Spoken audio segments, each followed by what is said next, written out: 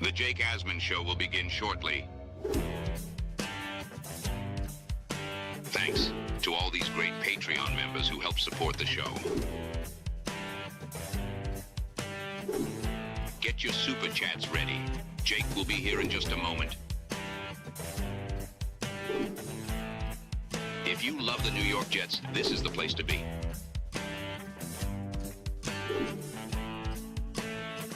And now, the Jake Asman Show. Jet fans are not going to like where ESPN's FPI rankings has the Jets. Did they get it right, or is it a totally unfair ranking? We'll talk about that and the latest from Jets OTAs. Tyson Rauch from Let's Talk Jets is going to join me. It's a Football Friday. Also, Knicks Game 2, lot to get into. It's the Jake Asman Show. Let's hit it and get it started. We sitting in here, we excited as hell. Now it's time to get to work. Are you a happy guy? Oh my goodness, let's go! I haven't felt joy talking about the Jets in a long time. When they announced it, I went, yeah!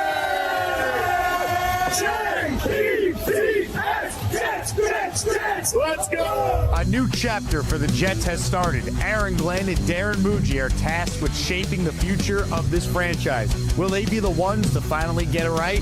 We will be here for every step of the journey on the Jake Asman Show, breaking down all the storylines, every game, and everything in between. Please subscribe and hit the like button below. Super chats, baby. Cut the line. The Jake Asman Show starts right now. Here we go, Jet fans. Welcome in, everybody. Happy Friday. Make sure you are subscribed to my channel. Click the like button. As always, we are presented by PrizePicks. A lot to talk about with the New York Jets as we are another day closer to the start of the season, if you can believe it. And, well, if you're expecting the Jets to have this great season, ESPN is saying not so fast. We'll get into that in a moment. But first, we say hello to Tyson Rauch from Let's Talk Jets. Tyson, thrilled to get you on today. Lot to get into, and I can't wait to see you in person at Gangrene Beach Club. Thank you for participating in the Speedo competition. We're going to have a lot of fun on July 11th. What? Come on. You're killing me, man. Well, first of all, Jake, thank you for having me on, man. I definitely appreciate it. And I didn't know I could wear blue on this show, man. I could have wore some Knicks stuff too to celebrate Game 2 tonight. Let's go, man. I mean, it's a lot more fun to talk about the Knicks these days than it is the Jets, but the show must go on around here. Yes, sir. No, it's exciting, man. Like, you can feel the energy. I'm sure you see it in New York City. You see blue and orange everywhere, and it's so exciting. And you see like the turnaround for the Knicks, and you envision the turnaround for the Jets, man, because the Knicks sucked for a long time too, man, where they were unwatchable, they're dysfunctional, disorganized. And now you're like, all right, maybe the Jets can do this at some point. It really does give you hope from a Jet perspective, because everything that people say about the Jets right now, worst franchise in sports, dysfunctional ownership, will never win. These were the same things that not that long ago were said about the New York Knicks. No, you're 100% right. And they brought in Worldwide West. They changed everything around. It started with the front office. Then you got the coach. Then you got the players. Hopefully the Jets have the front office, the coach and players. I'm not so sure, but it's a process. But yeah, this has been a remarkable turnaround for the Knicks. No doubt about it. And hopefully when we're together in person, we'll be coming off a championship parade all together at AC. And yeah, I mean, Jersey's your neck of the woods. First thing you said to me when I texted you about this is about time you're doing something in Jersey. 100%. So for those of you that have not been to Oceans, it is beautiful, man. It's on the beach, gorgeous place, very clean, very nice. The beach club is amazing. I can't wait for this, man. This is the right place. And you're right, man. You do too much New York stuff, man. You got a lot of fans in New Jersey that want to hang out a little bit. Our Dumpy Stadium is in New Jersey. I mean, my God, how much time do I need to spend near MetLife Stadium? No, I'm definitely looking forward to, man. Whoever's coming, man, it's a gorgeous, gorgeous venue. A lot of great people going. A lot of content creators, Fireman Ed. It's going to be a blast.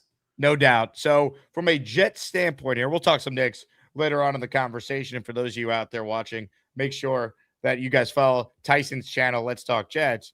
ESPN published their annual football power index rankings. And before I tell everyone where the Jets are ranked, I want people to understand how ESPN puts this together. FPI's predictive ratings are based on the following data points that they use to formulate win total rankings and for the rankings for the entire league. So it's based on this: win totals from the betting markets in conjunction with each team's schedule, along with factors such as the difference between a team's starting and backup QB, and a special teams rating that incorporates specific kickers. They then use all these ratings to simulate the season thousands of times with the results forming their projections. So, with that said, here are the rankings, and it's not going to be hard to find where the New York Jets rank on this list. They are at 31. The only team the Jets are in front of, the Miami Dolphins. So, Tyson, you see this full list here. Jets, 31 out of 32 teams. Your thoughts on these rankings here in the ESPN FPI breakdown? I mean, I love it. I think it's great. I think this is warranted, and this should just be more fuel to the fire. The Jets have proven nothing, man. They're coming off an awful season. A lot of questions about the coaching staff. You're hoping to resurrect Geno. I mean, there's holes in a roster. I mean, this is warranted, man. This is a time for the Jets got to prove everybody wrong. They got no primetime games, man. The NFL has spoken. A lot of fans think the same thing. It's warranted, and you can make an argument. If you want to argue between the Cardinals and Browns, fine. I really don't care. The Jets just got to prove everybody wrong at this point. So this doesn't keep adding fuel to the fire. Like, I don't care. Yeah, I mean, I'm with you because if you just look at, where this team is at, they, again, have improved, I think, from the team they were at the end of last season. Yeah. But I don't think we could sit here and say that they're, anywhere closer to being a playoff team at this point or being a team that can win even 8 or 9 games when – if you just look at their history, they haven't won more than 7 in 10 years, and they're coming off a 3-win season. And when they were trying to win last year, they were 0-7. So I don't think it's unfair to put the Jets here. The good news is the teams in front of them, they basically play all these other teams. They get to prove whether or not they're one of the worst teams. They play the Titans week 1. They play the Raiders. They play the Cardinals. They play the Browns. They play Miami, obviously, twice. The Jets will get an opportunity to play all these teams, and if they could beat them, right, these should be the wins that you could build on, and then maybe you steal a couple games we're not thinking of. All of a sudden, you're having a real season. Like, that's how I choose to look at it, and I think you nailed it at the top. Hopefully, this is motivation for this team. They don't have to look very far to find people downing them. Yeah, I mean, this is basically the OTAs. The Jets are not a story. They're pretty much irrelevant right now, right? There's no drama. Breece Hall's contract's done. There's no quarterback controversy. There's literally nothing, man. It's a team that's just riding along quietly, which is exactly what you want. Work in silence and see what happens. And, I mean, you can make a case for the Jets to get 7 or 8 wins, but we got to count on so many things. Aaron Glenn being a very good defensive coordinator, maximizing all this talent. Frank Reich's offense not being outdated, maximizing a lot of talent. Geno being a competent or above average game manager, okay. Then having a kicker, which we don't have now. So it's like you can make a case for it, but a lot of things got to fall in the Jets' place to have them be that 6, 7, 8 win team. And if it doesn't, we'll know pretty early on. And then you're like, well, here we go again with this nonsense. So I think everybody discounting the Jets is warranted because, it's justified, especially with the head coach, man. We talked in the offseason where I wanted him fired. I was done with this. Then they let him fire everybody and hire like a whole new staff, which is absurd. But okay, as fans, we're angry in February, not as angry in March. April, May, we start buying back in. In June, we're like, yep, here we go. We're going to make a run at 8 wins. So it's the same thing every year. We hate them, dislike them, like them. Now we're believing again. So we're in the buying belief stage right now. Well, remember, no team. There's a couple things always true with the Jets. No team is better in May and June than they are, and no team is better. Let's say Tuesday through Friday than the Jets are. I mean, the amount of great practices over the years I've heard from different Jet head coaches. I've said this. They should let season ticket holders watch practice because apparently they're the greatest show on turf in these practices, and we never see it on actual Sundays. We are undefeated in OTAs and minicamp every year. It's just, right? It's the same thing. But it's like, as fans, man, we want to be excited about our team. We want to have something to believe in. Right. We want to have some kind of hope. You don't want the season over in September. It's like you're trying to just and to be honest with you, like a lot of us want to like Aaron Glenn as a former Jet great. You just want to buy into something and believe. But they keep smacking in your face with stupidity. So hopefully now with a great draft class, a solid free agent class, they finally turn it around just a little bit. I think that would be outstanding. Comments, questions, super chats. They cut the line. Appreciate Tyson Rauch for hanging out with us here. Knick fans, I have not forgotten about you. Ladies and gentlemen, today on the show, we are going to be raffling away a Jalen Brunson or your choice of any Knick player NBA Finals patch jersey. So if you want in, you could get the membership, send in a super chat or a Venmo to qualify. Again, NBA Finals patch jersey. with your Nick player of choice. That's the top prize. And then on the weekly raffle, which is either going to be tomorrow or Sunday, I'll post in the Discord for those of you who are keeping track. We'll see how the Knicks do later and how late I'm out tonight, whether or not we're going to do a Saturday AM show. But our top prize in the weekly raffle for those who have entered is a Bernard King signed jersey, Wayne Corbett signed end zone pylon, Joe Klecko signed jersey, Richard Todd signed jersey, all up for grabs on our show. Appreciate everyone hanging out with us. Shout out to our guy Black Gypsy. He is the first to enter the Asmaniac raffle on our show today. Hit it, Mike Brown. Who let the dogs out? Woo, woo, woo. Who let the dogs out? Woo, woo, woo.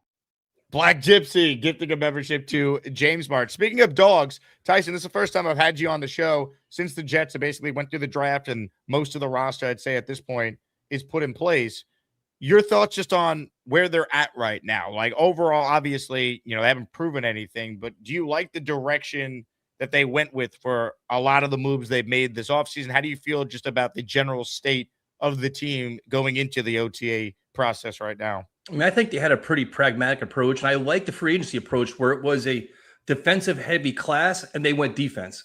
And the Nick Fitzpatrick trade I thought was awesome, caught us all by surprise. But they signed a lot of like lunch pail guys, leader guys, hardworking guys, like love the game of football, like the intense guys, which that's how you literally change your culture. Like Aaron Glenn tried to change a culture with his words, didn't mean nothing. Now you're bringing in legit leaders. Like Demario Davis, maybe overpaid him a little bit, but guy's a stud, man. He screams like intensity, leadership, accountability. They need that in the locker room. He could be Aaron Glenn's like voice in the locker room. That's great. You got Minka on offense. You went in the draft. You went offense heavy. Perfect. Like the Jets need like dynamic playmakers. They added that. So, and I actually like Geno, dude. I don't think of all the options available to them at the price he cost made a lot of sense to me, where hopefully he's got a chip on his shoulder. Hopefully he comes back and he has some like leadership and some like accountability for his receivers. And they're better than they were last year. You said it, man. And it's just, to me, it comes down to you got all the players you want. What kind of coaching are you getting? Like, is Frank Reich able to just harness all this energy and make it like a quality offense and, let Geno Smith get the ball downfield and spread it around? And then is Aaron Glenn legit on defense where he's got playmakers now?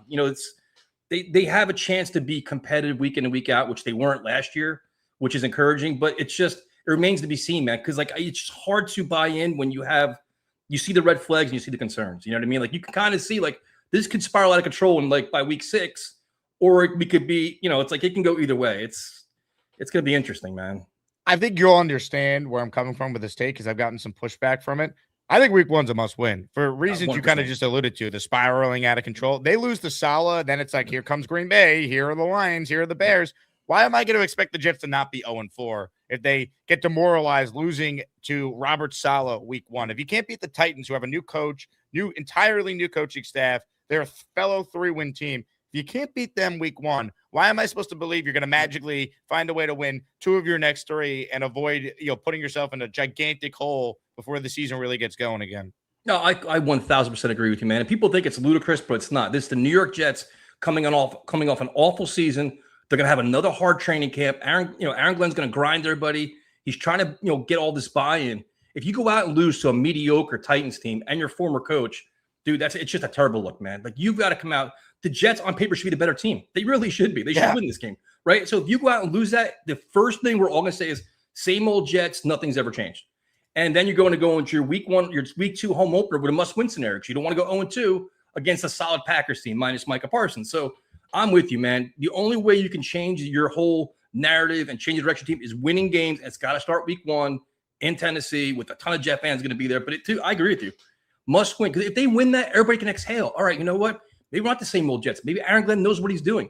And more importantly, maybe the players will buy in. Players like, hey, this guy's actually got something here. Because last year he talked it and they couldn't walk it. Now with you change everybody over, you brought in all new guys, you win. Okay, now we can maybe build momentum here. It just feels like if they lose week 1, sure, they could come around and they can win week 2. And obviously there's 16 more games if they lose week 1. I understand all that. But if you know the Jets like you and I do, like anyone who's watching my show in early June right now knows, right? You just know, like, they lose week 1. It's here we go again. And the spiral, like, I want the Jets to be fake good. for part of the year. Like they were fake good in 2022. Robert Saleh had them at 6-3 and 7-4 before it came apart. We had a season at least. We were in the hunt. Yep.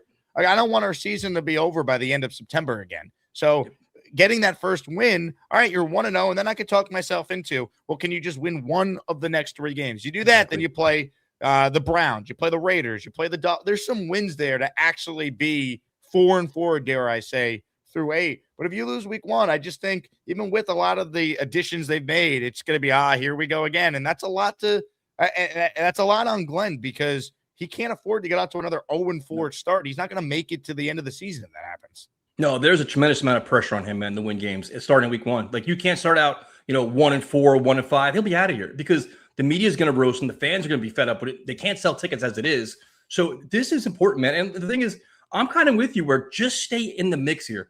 Be, 2-2, 2-3, 3-4. Stay in that area, and you never know what could happen. You get a lucky break, something else, but it's just you can't mail it in the first month of September. Be like, let's chase wins in late December when nothing matters and everybody's going to be fired anyway. So a lot of pressure to start out strong for the players, for the coaching, and the other thing too is it's for the players too, man, because a lot of these guys are on 1-year contracts. You got to hope they're all on. They're going to, you're getting their best effort out of them too, because they may not be here next year either.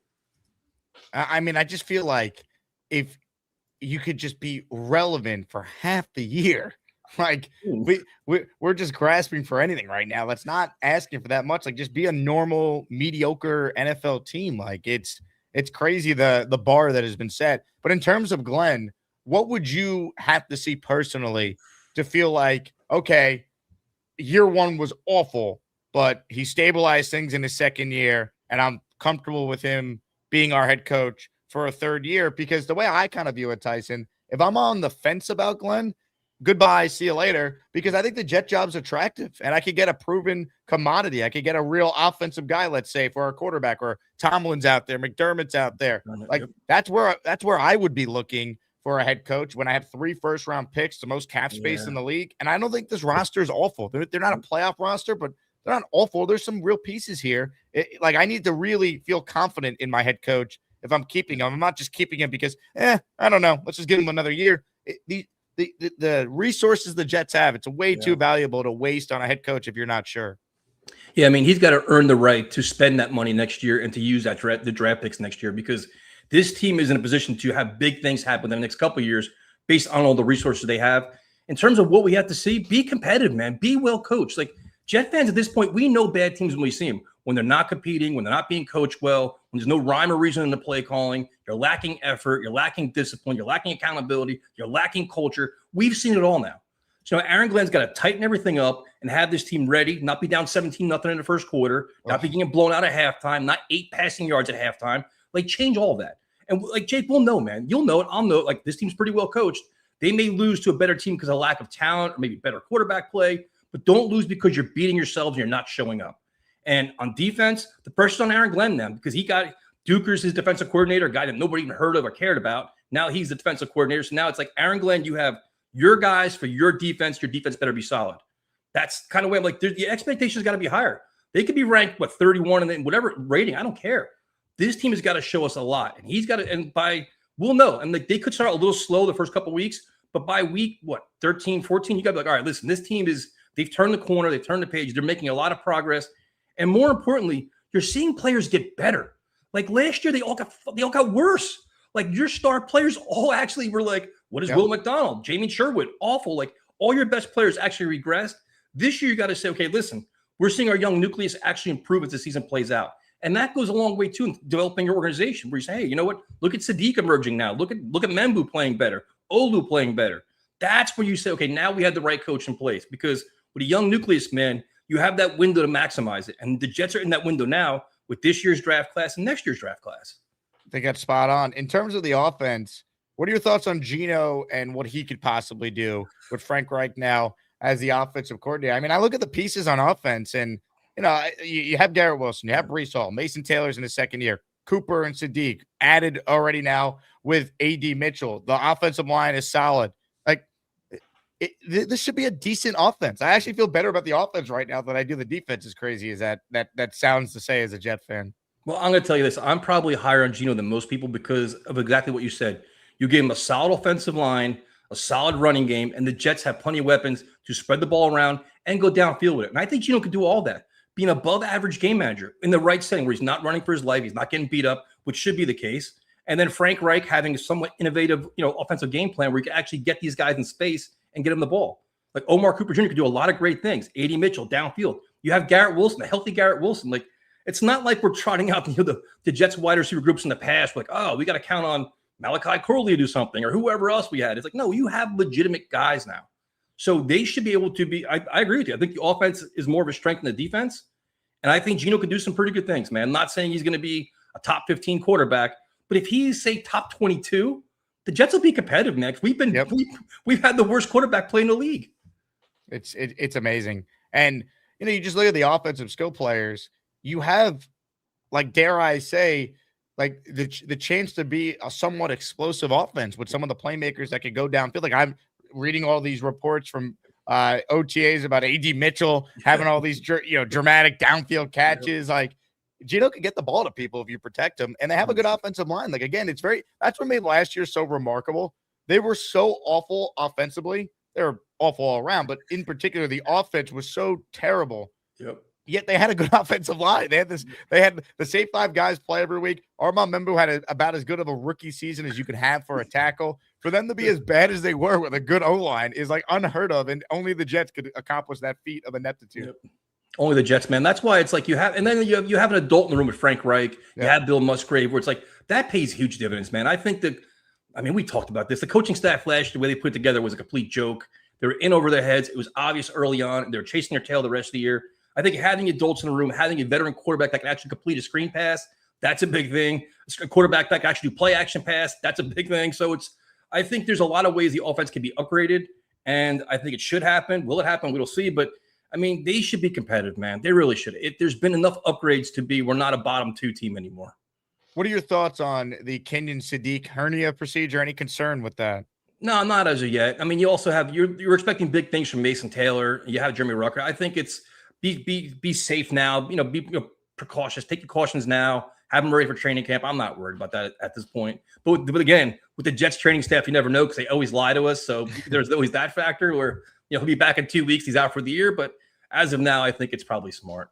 Hit the like button if you're just joining us. We're giving away a Knicks Jalen Brunson finals jersey. You also could pick any other Knick player you want, but I'd imagine Brunson's going to be the winner. I know Big Fella won the Brunson finals jersey yesterday. He's going with the Jalen Brunson jersey. So your chance today to win that as we celebrate the Knicks in Game 2 of the NBA Finals tonight. Big shout out to Windy City Jet fan who's trying to win the Richard Todd jersey on our weekly raffle, but he's in for the daily and the weekly for 5. This is for Windy City Jet fan. Jet up, baby. Jet up. Let's go.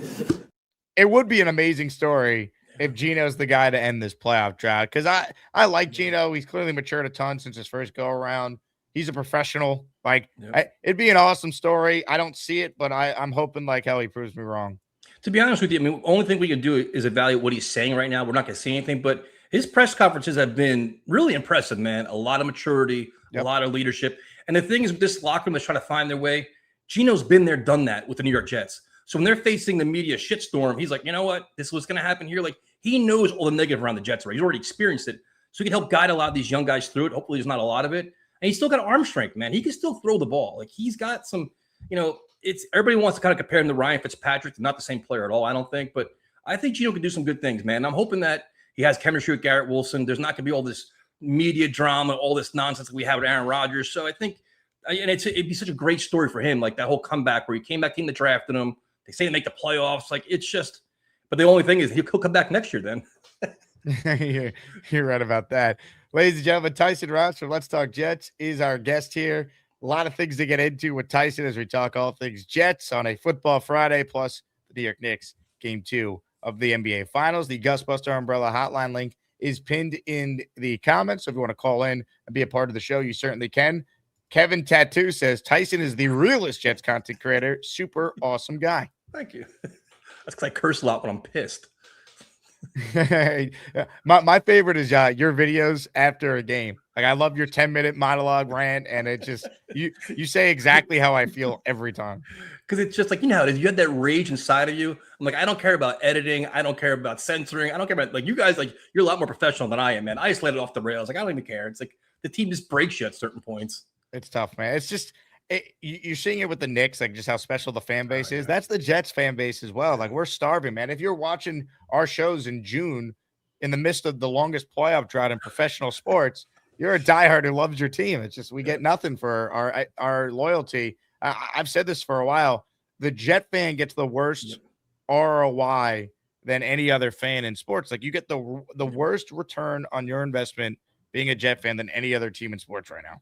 No, like I feel worse for like all the season ticket holders. Where you're literally getting screwed year after year. They're raising prices on you, which is absurd at this point. Where you're like, you were a season ticket holder, weren't you? Yeah, I couldn't take it anymore. I'm like, because you lose money to preseason games, and then like the stadium experience absolutely blows, and then you're watching terrible football, and then like in November, December, you can't even get rid of tickets, man. You're spending $150 a ticket, and it's like you can't give them away for $10. And you know, I got a funny story for you. I got to share this week. This bothers me. So last year I wanted to go to home opener, right? So I had 7 tickets I wanted to get. I called the Jets up and I'm like, hey, man, I want to get 7 tickets. They're like, we can only sell you 10. I don't want 10. I want 7. They're like, yeah, we can't help you. They're like, you're good. So they called me this year. They're like, hey, what do you want? I'm like, want to go to home opener? I'll take a couple tickets, whatever else. Like, yeah, we'll give you 6 club seats. Well, I don't want 6 club seats. I just want 2 tickets. I'm like, you guys aren't that, like, you're not the Chiefs. You're not the Bills. This is not some like marquee game. I'm trying to like, it's not Knicks game 2. It's the Jets, man. And like, sorry, we can't help you. Just go look on Ticketmaster. I'm like, this is why you're the Jets. Like, I'm literally trying to buy tickets last year a lot more than this year, and they didn't care. They're like, yeah, go to Ticketmaster, man. Just figure it out. And like, That's you ridiculous. called me. Like, your ticket agent called me. You're literally looking at tickets, and you won't sell them to me. That's outrageous. That is ridiculous. A ticket agent, like, your job is to sell tickets, and you're turning down tickets. I mean, the craziest thing that they ever pulled, I think, was last year. The day they beat the Bengals, they got their first win. They were 1-7. The next Monday, right? The following Monday, they send out, hey, here's the rates for season tickets and increase the rate. They waited till they got their first win to send out the email about next year's season tickets. It's absurd, man. They kick season ticket holders in nuts all the time, man. It's wild. I don't know why people continue to renew. Because, again, if you really want to go, you'll save money over the course of the year if you just go on the secondary market and you just buy a ticket to whatever 100%. Games you actually want to go to.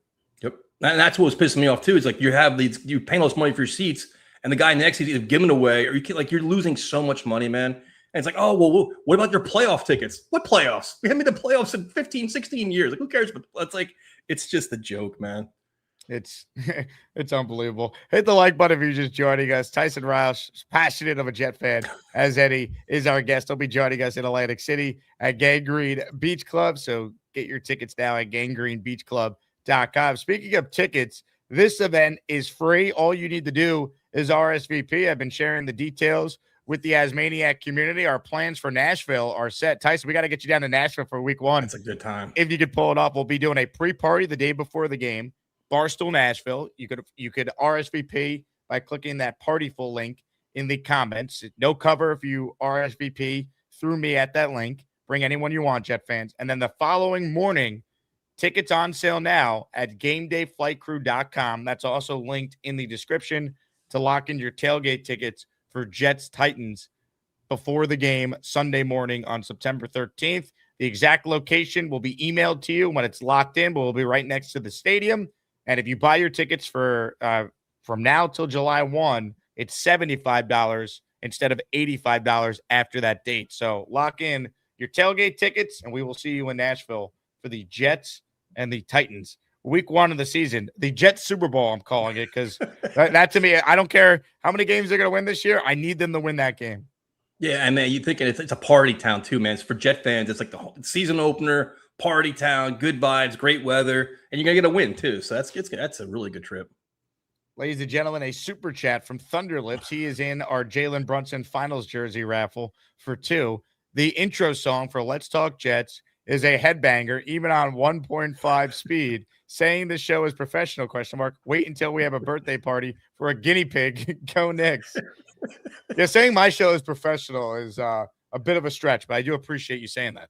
Well, you're a phenomenal content creator and host and everything like that. And then you got me last time I was on with all the callers, all these things. I was like, what the hell? Like, it was off the rails. Yeah, sometimes this show goes crazy. I only worry about one person's penis, and that's mine. So everybody else's, I don't really care. Shout out to Benigno. Hopefully Joe's coming to Atlantic City July 11th. There's been a push from people around the Benigno inner circle to get him there. So we're doing our best. Oh, man. Comments, questions, super chats. They cut the line. Appreciate everyone who is hanging out with us here. Let's get to a couple calls with Tyson Rauch. Before we do that, though, I did want to read this comment from Rover Bet, who says the next coach will be Steichen, Zach Thomas, or O'Donnell. I'm guessing O'Donnell would be Kevin O'Connell, possibly. Steichen's an interesting one because if the Colts aren't any good, he could be available. You look at his record. He's done a lot with very little at the quarterback spot. Offensive guy. I wouldn't hate that if they were like, we need someone with experience and we need someone that's been an offensive guy. I don't hate the idea of Steichen. We'll see how this year plays out. Kevin O'Connell would be my dream scenario, though. He knows Muji, offensive guy. You could have him pick whatever quarterback he wants to work with. Like if you say to me, Jake, of anything that's somewhat plausible, who do you want the coach to be? My number one answer when I've been asked has been KOC. Oh, 100%, man. Especially with your young quarterback, all these playmakers on offense, that would be a slam dunk. 100%. So, Jet fans, who do you want to be the next coach? I want it to be Aaron Glenn if he proves us wrong and he's really good. But. Jake, it's June 5th, man. We can't do this yet. See this till October. I know. Well, yesterday, Brian McFadden goes on a radio show, and he played for Tomlin, won 2 Super Bowls with the Steelers. And he goes, if Mike Tomlin comes out of retirement, I think he'd go to the Jets. I'm like, well, I'm going to talk about that because I would certainly like a proven cut. Like, I talk about the Knicks a lot. Like, Tomlin would be like when the Knicks hired Thibodeau to restore 100%. Order. Like, that's exactly the type of presence it would be. It'd be like Parcells resurrecting the franchise 30 years prior. That's the type of, I think, coach they need if they go down the experience route. Oh, I mean, we learned this lesson. No more first-time head coaches. Tomlin, I go McDermott. I wouldn't mind McDermott either. Like, these are guys that are culture guys, program guys, and it's just we can. And Woody Johnson's got to spend the money, man. I know he spent decent money on Aaron Glenn, but you got to say, do what the Giants did with Harbaugh. Spend big money, get the guy, and look at the whole narrative around the Giants, man. It's completely changed now. They could do as dumb shit as humanly possible. We got John Harbaugh here. We're fine. The Jets need that guy to kind of offset all their dysfunction.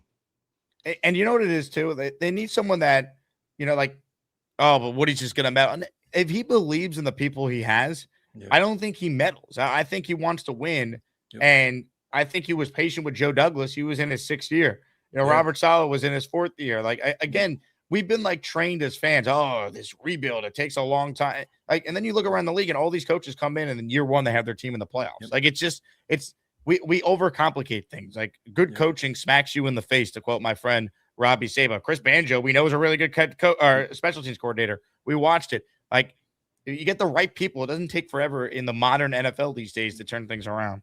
No, and like what we're hoping for this year should have actually happened last year. Yeah, they should have been competitive, like competitive losses, look good on the field, but just you're missing pieces, you're missing that. They were missing everything last year, including coaching. They were completely dysfunctional, lost on the field in so many different facets.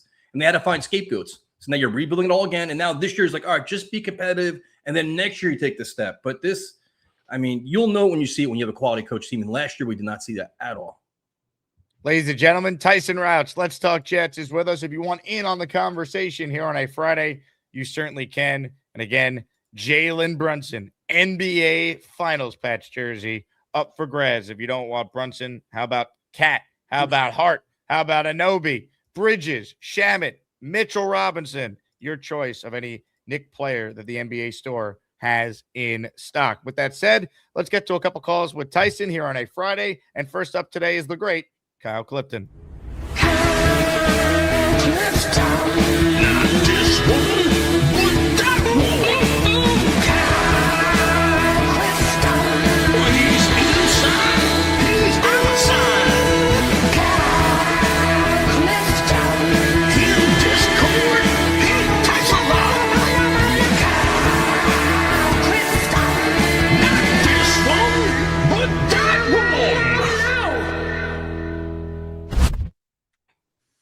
I hope Tyson's going to allow me to test his patience and talk about the Knicks for about 2 or 3 minutes here at the outset. Please do. Anything's better than the Jets sometimes. Yeah. So the thing for us to watch tonight is how does Jalen look coming off these leg injuries in game one, and also Mitch. How did he respond to getting back into game action? And what kind of adjustments are the Spurs making? Are they gonna play Wemby closer to the basket? What are they gonna do to kind of slow Brunson down in the fourth quarter? That kind of stuff. Adjustments. I think the Knicks will be moving the ball a little bit more crisply. I think that they're going to be shaking the rust off, and the Spurs had better be ready to play. I'm looking forward to it. As far as looking past Glenn, assuming that the Duker defense doesn't take hold and take us to new heights. I can't even say it with a straight face. I'm an O'Connell guy. I think that there is a lot of value in having a coach and a GM that are going to be in lockstep, which I would imagine they would be. I guess the other guy to really watch would be Kingsbury, right? He's going to be doing a little bit of, rehabilitation of his image out in LA for this year because they had some injuries there in Washington last year. He's a guy to watch, and we talked about Steichen doing a lot with Little. We've talked about Davis Webb. Isn't there another Kubiak on the come? Yeah, how many Kubiaks are there? Clay Kubiak, I think, is the one you're thinking of. Yeah. So I mean, these are the guys that, to me, if we're gonna bring in all this young offensive talent and the quarterback is coming.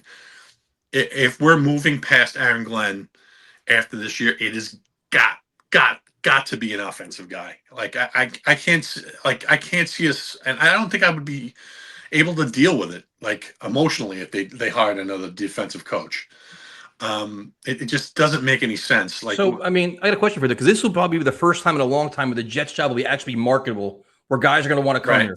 3 first-round picks, ton of cap space, a ton of young talent. So you wouldn't want like a Mike Tomlin or a Sean McDermott to bring in their program here?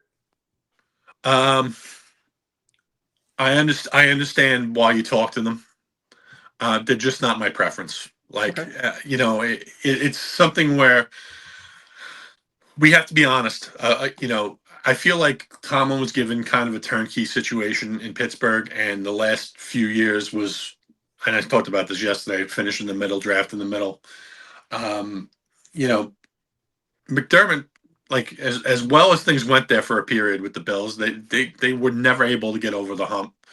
I understand why you interview those guys. Yeah, but get over the hump. Look where they were every year, though. That's the thing. Like Jake said, like with the Knicks, like you needed Thibodeau to come in and kind of change their culture, get them to winning consistently every year, and then a guy to get them over the hump. I think you need a guy that has a proven program. Like as much as I want an offensive-minded guy, I can't do a first-timer here again. I just can't do it, man. Like, I don't care what you're ready. Like, Steichen makes sense to me, O'Connell, but you say, I don't think Kingsbury would come here. I think he's turned us down like 3 times already. But, I mean, I can't do a young, innovative mind first-timer. I couldn't do it. Yeah, to me, it's like the top offensive guy, and you're taking that swing. I much prefer someone who's been a successful head coach. Yep, me too. But, Tyson, to your point, like, this is the best the Jets opening has ever been, right? Yeah. So if Kingsbury is ever going to come, this might be the time. Yeah, but is he that legitimate offensive, like that legitimate head coach that you want? Is he the proven resume that you want? Like, to me, like McDermott and Tomlin are like just more established than Kingsbury. Well, I mean, this all goes back to my original thing is that O'Connell's the best guy for it. Oh, I'd do that tomorrow. Today, I'd trade a draft pick for Kevin O'Connell if Me that's too. what it would take. I think coaching is people act like, oh, how could you? Why not? You can't win in the NFL without 2 things: coach, quarterback. If you have 3 first-round picks and you tell me it took one of them, let's say not the highest, but like the lowest first, to get one of the top offensive minds in the sport, you do it. It's a no-brainer. Well, I'm stingy with those picks, especially in this coming year. 2028, I would listen.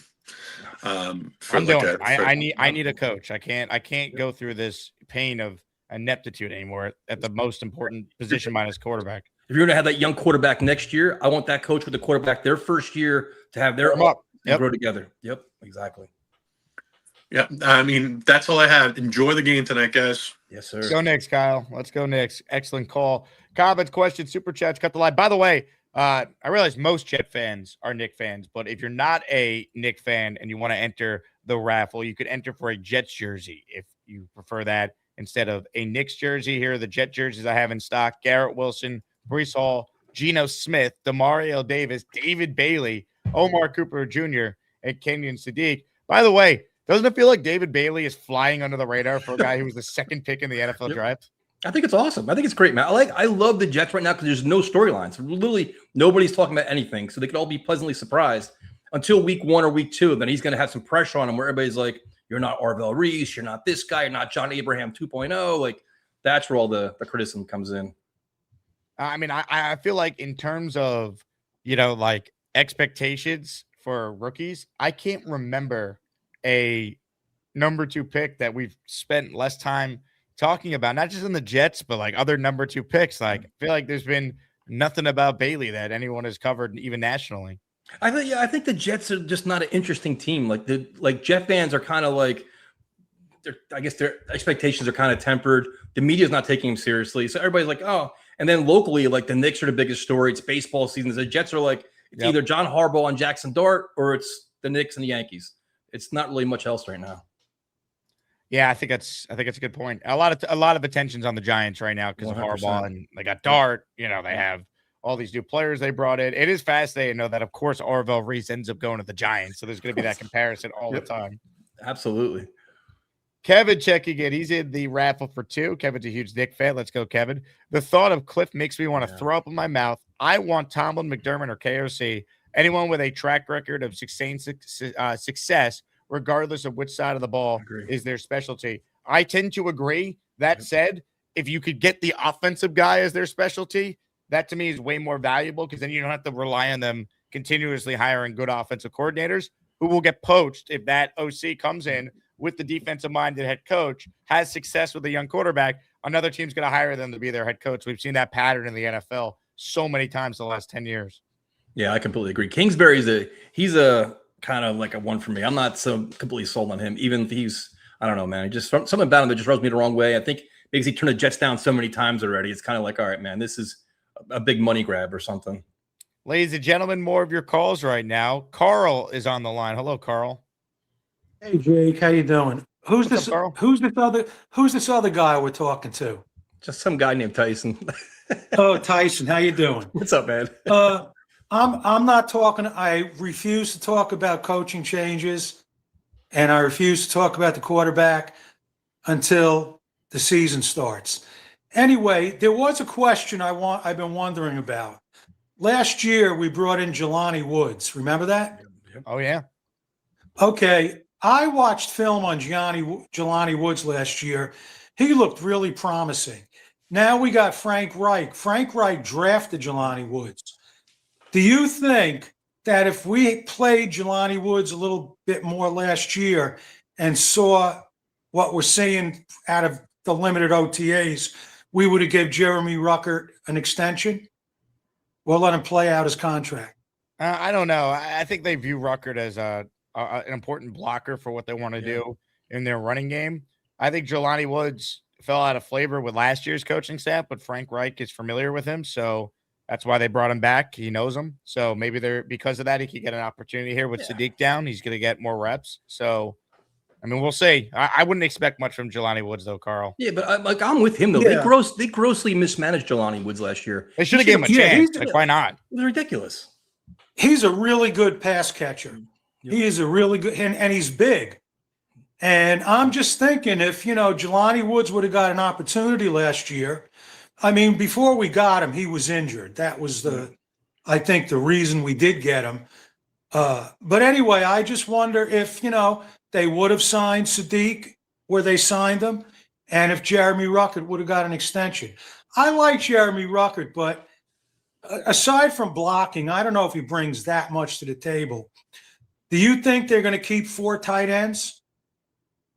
Well, I think the swing players probably be Andrew Beck too, where it's like if Jelani Woods comes Beck. on, so that if Jelani Woods comes on, really comes on, maybe you keep Rucker and Beck can go. Like there's a way you could really manipulate it if Woods plays that well, because he's a great target. He's a huge target, great athlete, can never stay healthy. But I agree with Jake though. They think of like Rucker as like their hybrid guy. He can catch, he can run, he can block, but he just doesn't do a lot of good things, like a lot of things like great. You know what I mean? He's just good at things. And you're right. I forgot about Beck. I don't think with the tight end room that they have right now, they really need a fullback. I agree.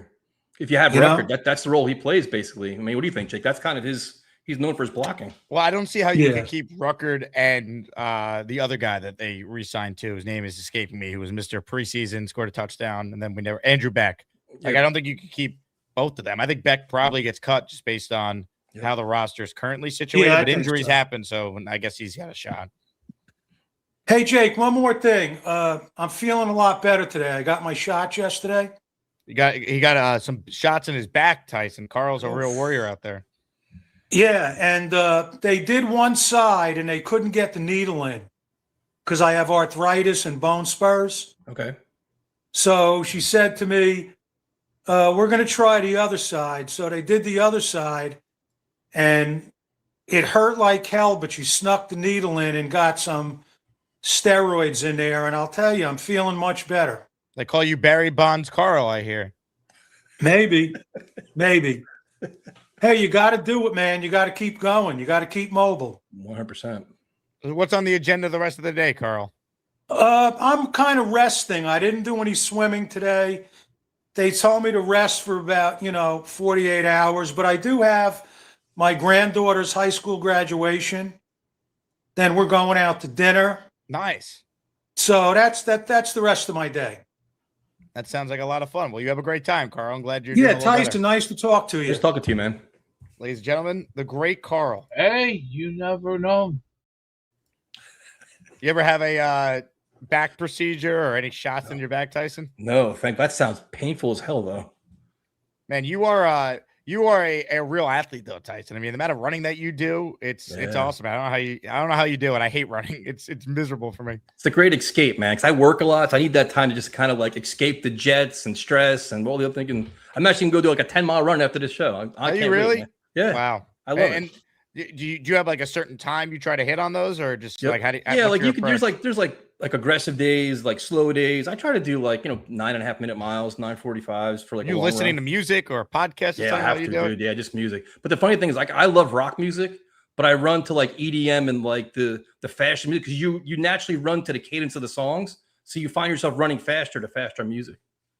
Good for you, man. Well, hopefully, one of these days when you're on these runs during a Jet season, you're listening to, whatever show is your go-to for the Jets. I don't want to get mad. Positive things that are being said, or positive the pump up music reminds you of like, the Jets have this big game coming up this week. Can't wait. Yeah, one of these days. Yeah, one of these decades.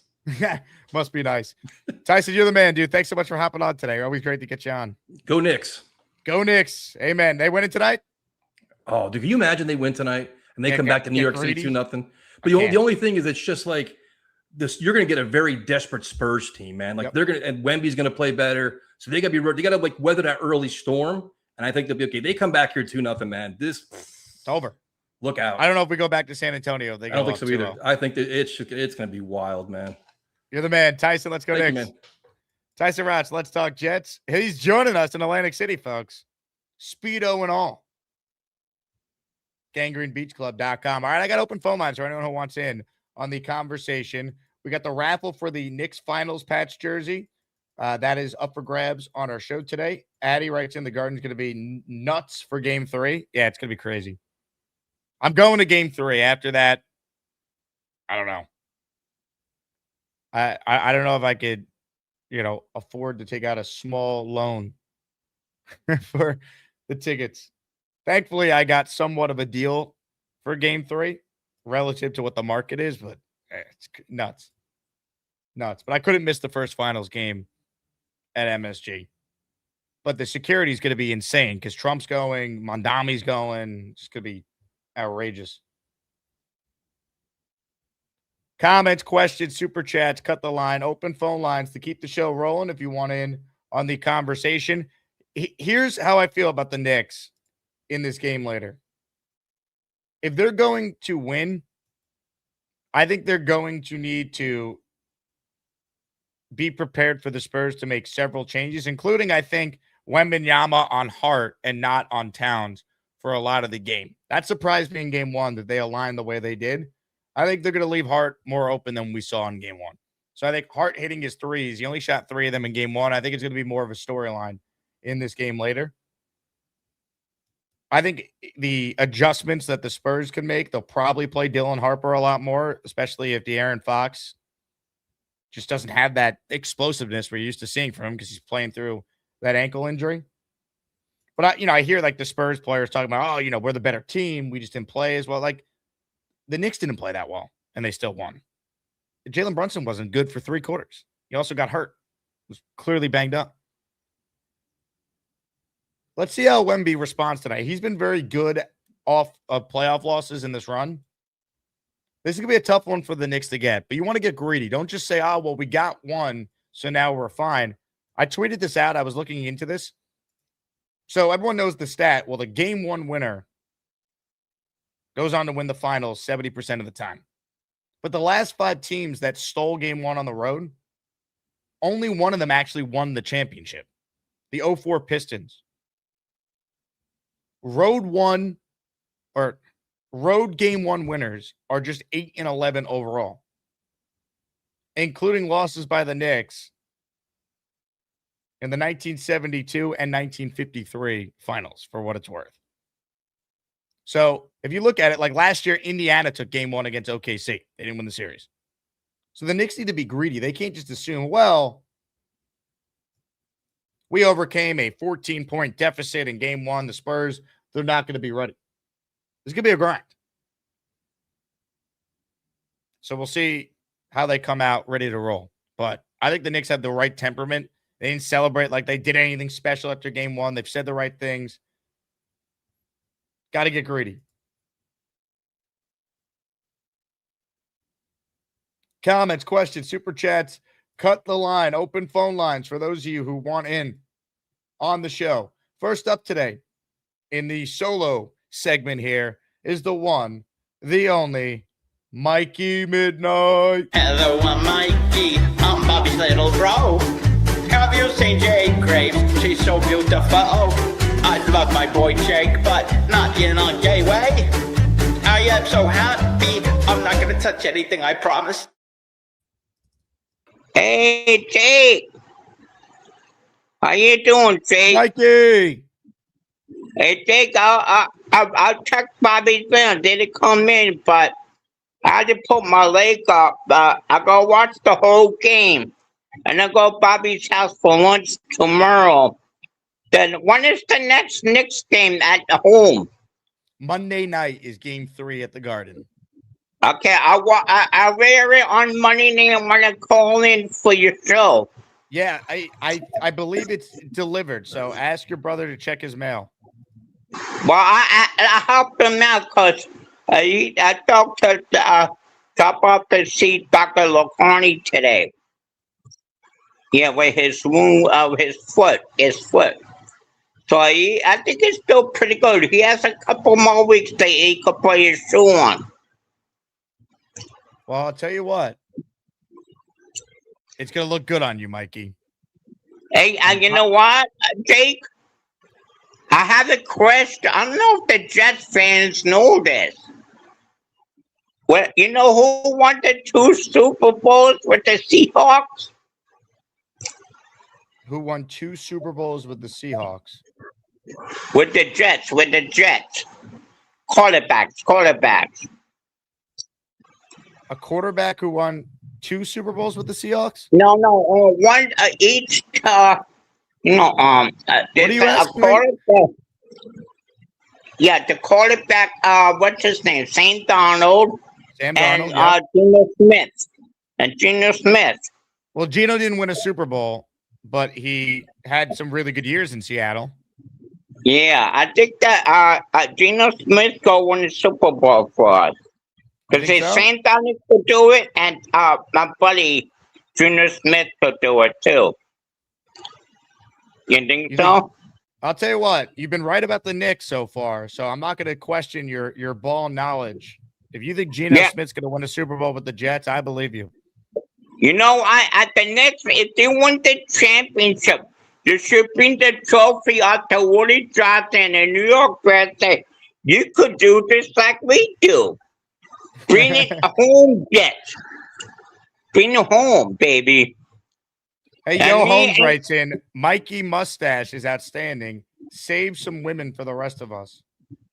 No, I'm not needing a woman. They're so expensive. No, say women are expensive? Yeah, I want. But I don't have that much money. But I still love them. I love them. Love. You know what I mean? Oh, I know what but you mean. I love you, Jake. You're my homeboy. I love you too, Mikey. Let's go Knicks tonight, all right? Yeah, next time she'll watch the game too. I go tell him he doesn't like basketball. Tell him I go show him how to win a basketball game. Next time I love you, not in a gay way. You know that. Thank you for clarifying. clarifying. He works Say go New York, go New York, go! Go New York, go New York, go! Mikey Midnight, everybody. Save some women for the rest of us. All right, phone lines open. M. Morris says, I understand, Mike, 100%. Gino's going to win 2 Super Bowls with the Jets. If that's what he's saying, God, I hope he's right. I'd settle for 1 Super Bowl with the Jets, but if Gino wants to win 2, he's more than welcome to do so. All right? More than welcome to do so. More of your calls. That double steel cage is coming down tonight, and when we get into the double cage, there are no friends, there are no enemies. It's all out for everybody's sake. Game 2, we're winning this tonight.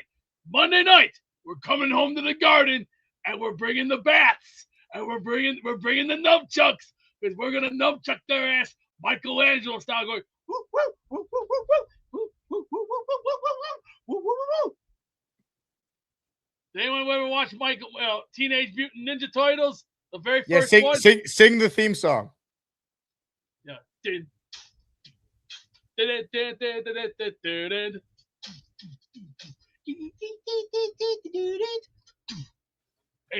Hey, Cowabunga. No, it's Cowabunga. Yeah, Cowabunga. Teenage R2 power. Teenage R2 power. Teenage Mutant Ninja Turtles. Come on, 1990. You weren't around yet, were you? No, I wasn't. Oh,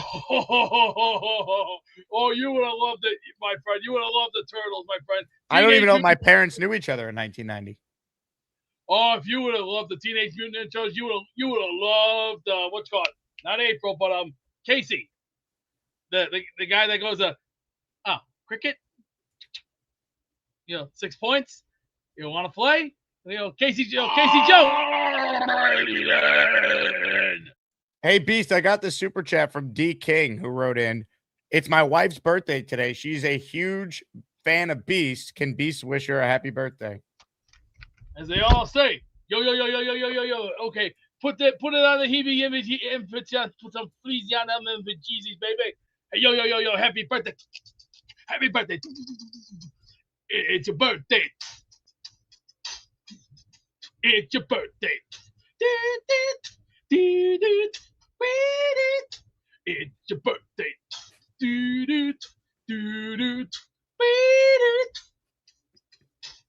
And I heard the song a couple of times. I can dig that.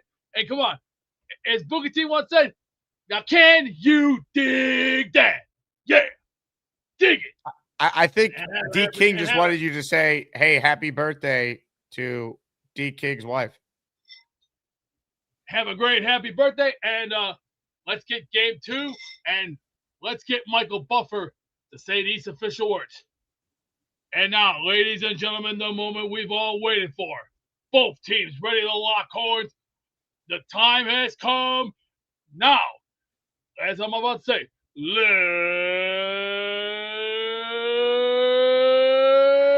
let's get ready to rumble! La Puerta Negra. I think that was a good birthday wish for D King's wife. D King writes in, better than any gift I could have given her. Thanks, Beast. Beast, well done. Whatever you just said. Is there a better drop that we've added to the arsenal this week than this one? Yeah, you know, B, sometimes I don't know what the hell you're talking about.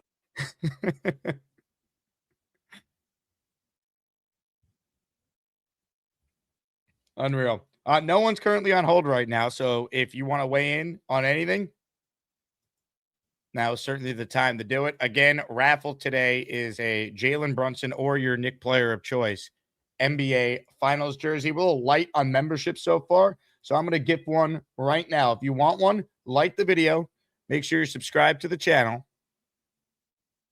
And in 5, 4, 3, 2, 1, someone is going to get a gifted membership. And that is going to Diamond! Listener Mikey Hages just received a gifted membership from yours truly. Hit the like button, comments, questions, super chats, cut the line. Jay Cuddy writes in, who is the greatest Knick ever and who's your personal favorite? I mean, Brunson's my personal favorite, him and Josh Hart. The greatest Knick ever, I still maintain, is Walt Clyde Frazier. I think if Jalen Brunson wins this championship with the Knicks, he's number 2 all time. I think I would move him in front of Patrick Ewing and Willis Reed. Right now, Brunson's my 4th greatest Knick ever. Casimir Black says, Stephen A. is a fraud. He knows nothing about sports. Well, that is a strong take. Good job. Thank you, Casimir.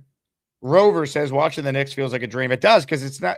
It's one thing to be in the finals. How they have won to get here is what makes it so surreal. It feels like a dream. Right? Like, they're really good. They were in the conference finals last year, but how they got here is amazing. And just the fact that, like, Brunson is finally getting his respect around the league. People talking about him as a superstar. People saying there's no one you'd want with the ball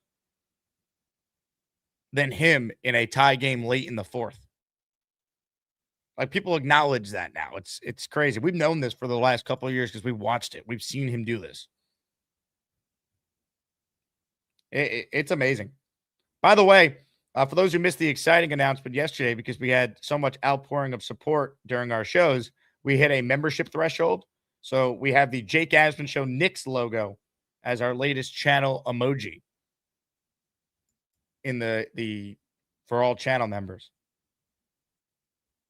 Let's get back to your calls here on a Friday morning. Let's say hello to a man with a beard that is unlike anything we've ever seen before. Hit it. Holy shit, look at that beard! He has a beard, he's the man. Ain't no Santa Claus. Papa Jet loves the Jets. He's one handsome son of a bitch. It's Papa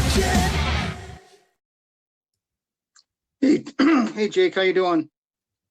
I'm good, Papa. I'm excited about the Knicks tonight. A little anxious. Well, that's what I want to talk about. I got cut off yesterday on my call. I know you probably had a lot of calls. I'm not a big basketball fan. It's probably out of the 4 majors, it's probably number 4.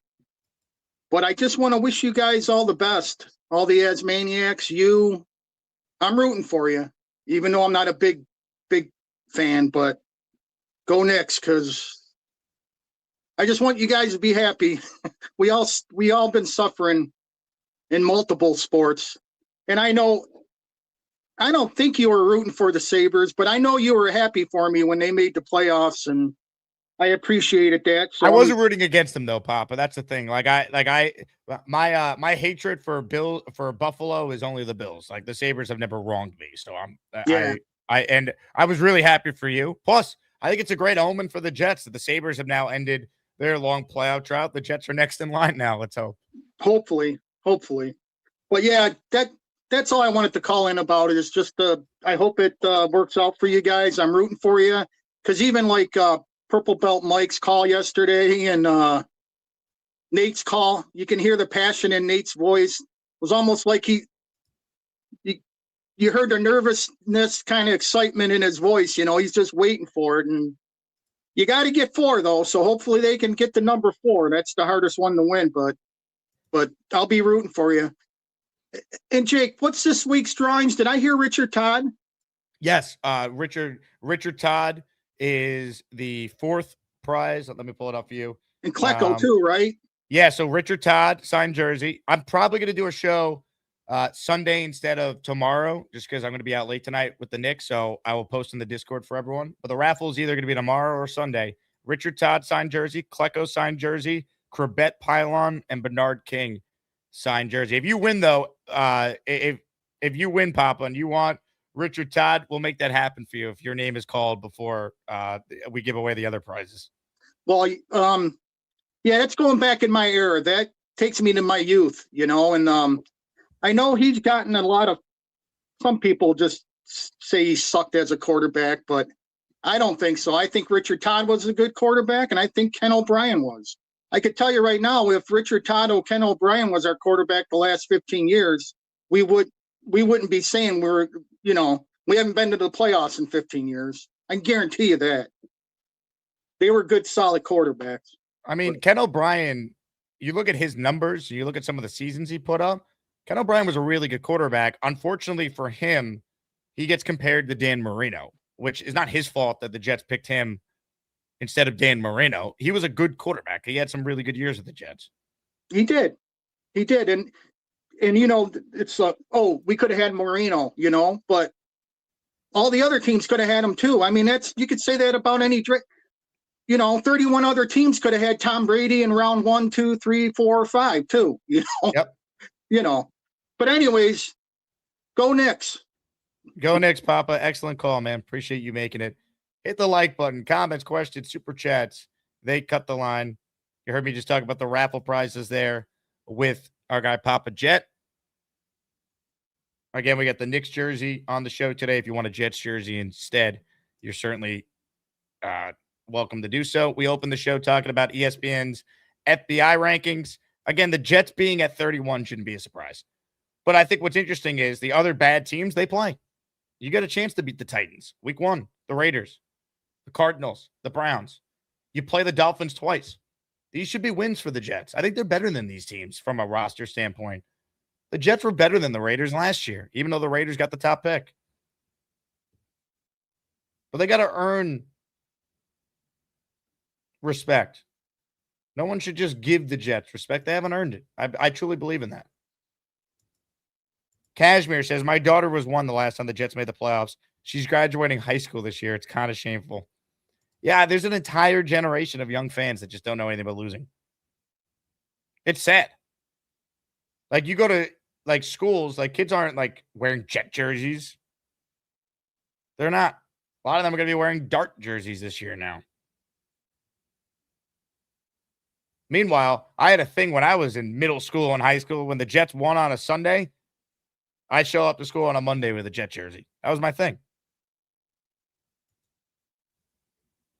Did that in middle school, high school. The Jets were going to the playoffs regularly when I was growing up. It's sad because you have an entire generation of fans that have lost that. But, like, look at what the Knicks are doing now. Like, all these young kids are getting into basketball now. They're Knicks fans for life. They're going to reference this run, especially if the Knicks are able to pull it off with 3 more wins. They're going to reference this team, this run, the same way, like, anyone you know who's older references watching the Clyde Frazier teams in the 70s. There's generations of lifelong fans that are being formed the last couple of months watching these Knicks games.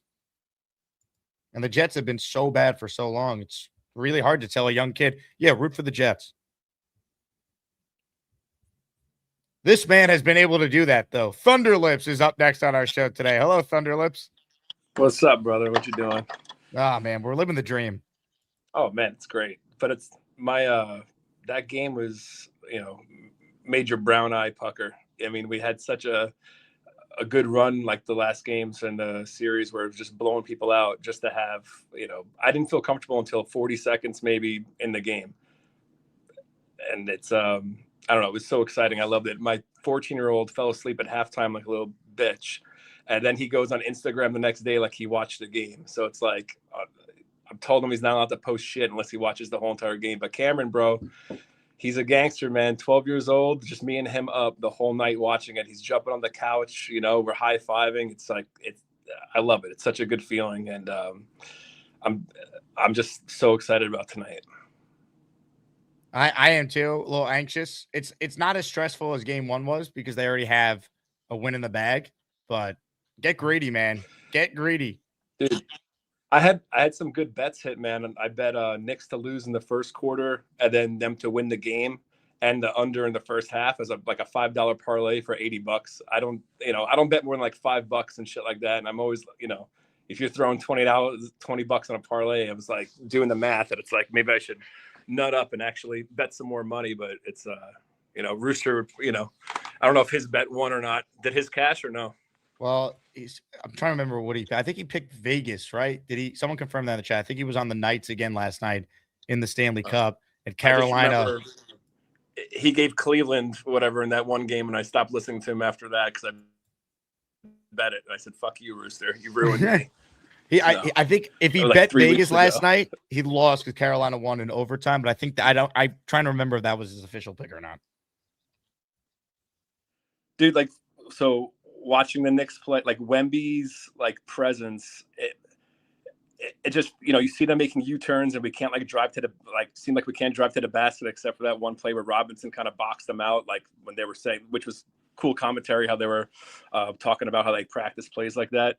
So it's going to be super interesting, but just his presence there, just changes the whole aspect of our offense. And it was awesome to see us come back. But I mean, Josh Hart, dude, it doesn't even matter if you're scoring 3 points, 10 points. That dude freaking, if his shots are off and they bring in freaking Shaman in, his defense is so fucking good. And his rebounding, it's like bet the over on his rebounds, man, because he's snagging balls away from Wemby. He just has more quote unquote heart. Yeah, I love his hustle. He's probably one of my favorite players to watch when he's on the court. I love the whole team and the whole the synergy that they have, but Hart, man, he's just fun to watch. I love it, especially when he's sticking his thumb in Brunson's butt. I hope he gets to do it again during the next trophy presentation the Knicks have. So I'm gonna get off. I just want to say, for the Titans game. Oh no, Thunderlips, our commander in Queef, forgot to put his phone on mute. Do not disturb. Cashmere Black says, if you're 35 plus, you got to see some great Jet seasons. Yeah, no doubt. The Jets were a decent franchise for about a 15-year stretch. I think from 97 to 2011, they had a winning record. Since Woody bought the team from 2000 to 2000 and let's say 11, they made the playoffs 6 times. Thunderlips is back. Mr. Lips, finish your point. Sorry, someone called. So I was checking Venmo because my cousin was sending me money to split the Airbnb. And I guess I'm friends with, you and Beast is on there. And I was just, looking at the comments and I was laughing so hard because shit that you're sending him, I'm not saying from who, whatever, but every comment, the last 4 ones was hey, he loves you. Make sure you say thank you. Hey, this is from whoever. Make sure you say thank you, in all caps. And this is I'm freaking, March. It's just so funny. Yeah, well, people send me money to give to Beast, right? And I'm like, this all the Asmaniac community is so kind and comes to support so many different people, including Beast. And I just want Beast to realize it's not normal for someone he's never going to meet to randomly send him $50 so we can go buy Chick-fil-A and, scratch his ass all day. Yeah. It's this guy loves you, sending you money. Fucking say thank you, you Neanderthal. All right, brother. You have a good rest of your day. Go Knicks. Go Knicks. Commander in Queef, Thunderlips with us there. Hey, shout out to Papa Jet. He's in the Asmaniac raffle for 10. Give him a hug, Woody. I hug him every day. I hug him every day. Let's go. This is for Papa.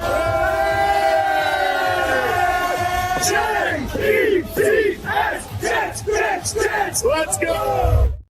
Greg Kaufman, Jay Drum, D-Waz P, Glenn Jackson, No 309 Mercy, Scruff the Cat, Jets Blitz, Jose Alvarez, Me and My Dog, W. David Duty, all receiving a gifted membership from the Papa Jet. Let's go. The Jet fans getting a little crazy.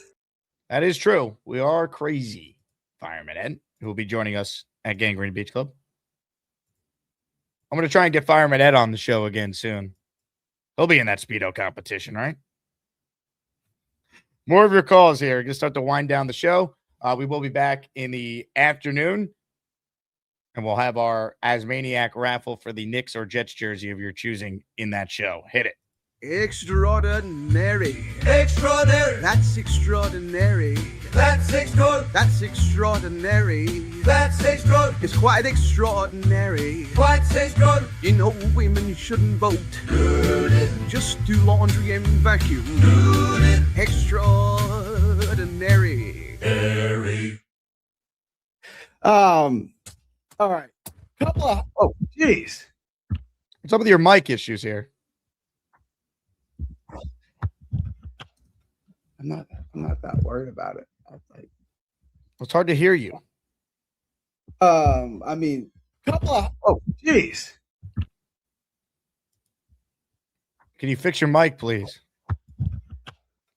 I'm not that worried about it. I know you're not worried about it, but it's hard to hear you. I mean, oh, jeez. Put it on the stand, dude. Come on. What are you, beast? It's hard to. We can't hear you though. This is extraordinary. I mean, women need to vacuum and shouldn't be allowed to vote. Yeah, ladies, you can do it. What's worse, watching this guy play with a microphone or Johnny Five just going, "Hey, lazy lips, your mama was a snowblower." I mean, oh, jeez. Come on, you don't remember that movie, Short Circuit, 86? Steve Guttenberg, Ali Shady, Fisher Stevens, and the guy from Police Academy, and the guy who played Johnny Five. Jeez.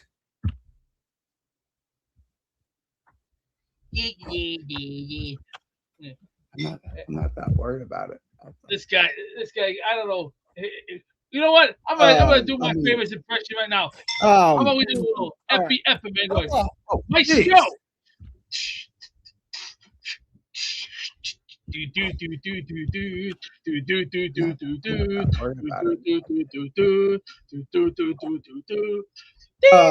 mean, oh, jeez. You don't know who I'm doing? That's Epi Epperman. You don't know who Epi Epperman is? Cleveland University? The guy with the glasses, the nerdy guy. I mean, oh dear God. Oh, jeez. You haven't seen Bob Nelson, have you? I'm not that worried about it. That's all. Watch example. I mean, all right. Oh, jeez.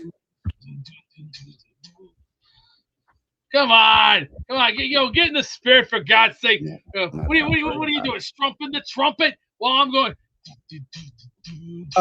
I mean, oh, jeez.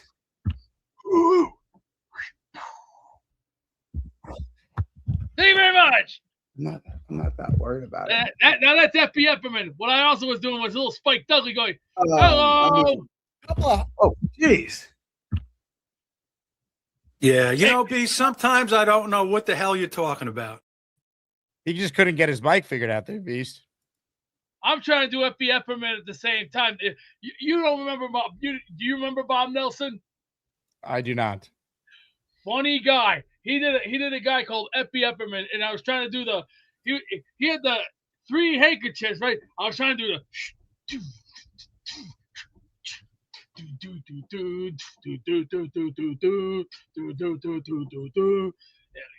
Oh, I gotta send you the video. You when you see this, you know what the hell? You're Yeah, left. you know, B, sometimes I don't know what the hell you're talking about. This guy. I heard you're doing a lot better. That's good. That's good. But take it slow. Don't do anything harsh and drastical. We are going to get in the cage tonight. Tonight, it's War Games 2. There will be no mercy. There will be no retreat. Once all members are in and that door patched shut, there is no submit. There is no surrender. There is nowhere to run. Cages to the left. Cages to the right. A shitty mood today. Just think of it. This is not a playful time. This is a time to win it all. New York's waited 50-some years. We're going to break every bone in San Antonio, and we're going to slice. And you know what I mean by do the slicing? That ain't just cake, my friends. That's not no rye bread. That's going to be the slicing of them when we're finished. When we win this year. New York's going to have a party like you wouldn't believe. So hang on to your hats and get ready because we're gonna put those gold chains on. We're gonna rep, we're gonna prep, and we're gonna turn up the heat. The heat's gonna get hot. It's gonna be 1,000-degree heat, baby. So in the words of the great Booker T and the great Stevie Ray, nobody, if you want some of us, you better come get some of us. Because you know what? You gotta be big enough, bad enough to want someone to come and get you some. Because you can't take it. Then you know what? Line them up, suckers, because we're gonna take your asses down. Your asses belong to us, and that includes you, San Antonio. And if you can't dig that, then you can hear this. Can you dig it, sucker?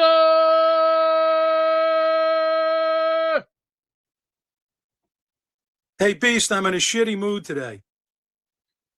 In the words of the great Christopher Lambert, I heard that before.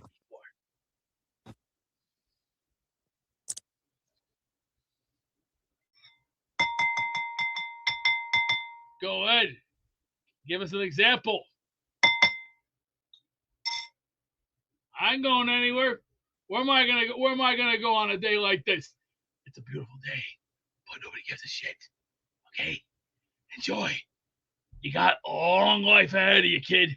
Just think of it this way. In 100 years from now, when we're all like this, archaeologists will look at us like, what are they, some kind of freaks? That's what they're going to think of us as, freaks. You know why we're freaks? Ladies and gentlemen, sports fans of all ages, welcome to the event of the year, the moment you've all been waiting for. This is the Asmaniac Rumble.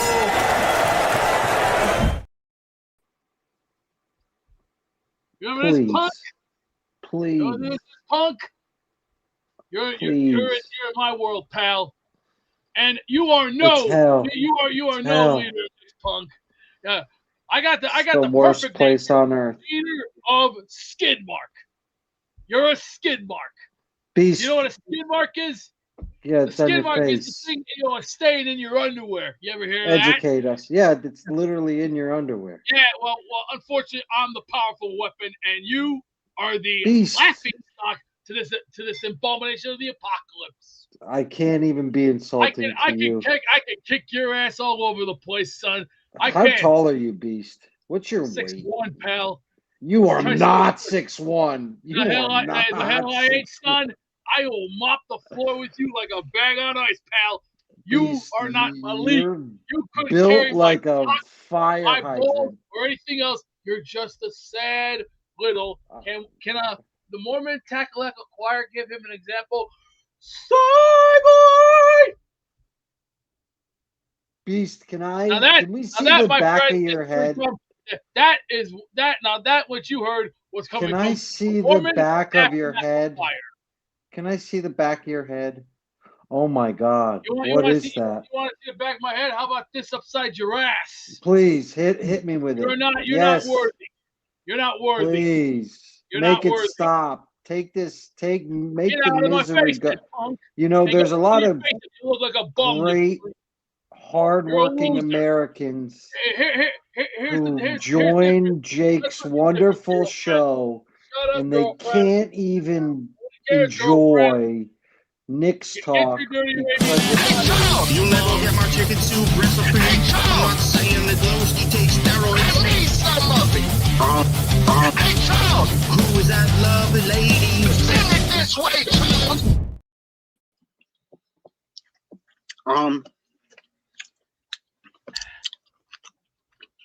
Hey, did you ever play baseball there, Charles? Did you ever play baseball? Oh, dear God. I'm asking him a question about if you ever played baseball. He doesn't play baseball. Have you ever played baseball in your life?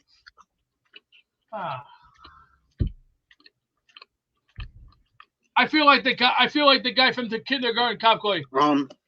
Are these other people lunches? Stop it! Now we're gonna play a wonderful game. Who is my daddy and what does he do?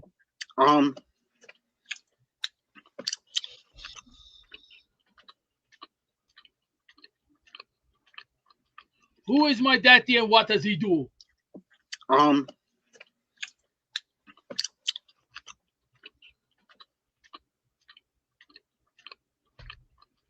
Oh boy, it is not a tumor. In a bit, I know I'm gonna have to go do what you call it.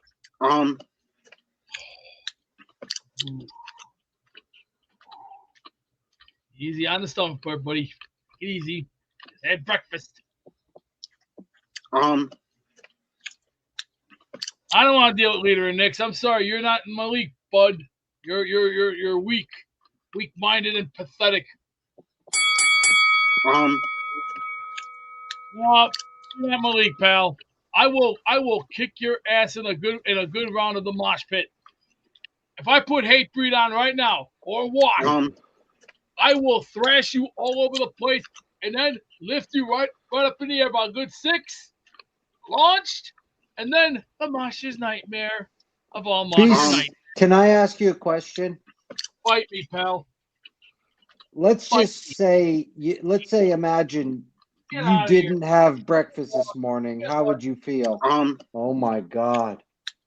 Oh my God. This is God, pal. You're talking to God, a machine, a weaponized machine, 6'1", 272 pounds of athletic destruction. Save some pussy for the rest of us, pal. This is God, pal. This is God. You're talking to God right here, pal. And you're just a little troll with small little brains, small little cocktail weenies, and cheap cheese. Until then, you don't got this. You don't got this. Beast, I want to hear about your life. Where did you graduate? How many years did it take you to finish high school? You should know by now, son. You've been watching the show a long time. You should. Did you finish high school or no? Kid,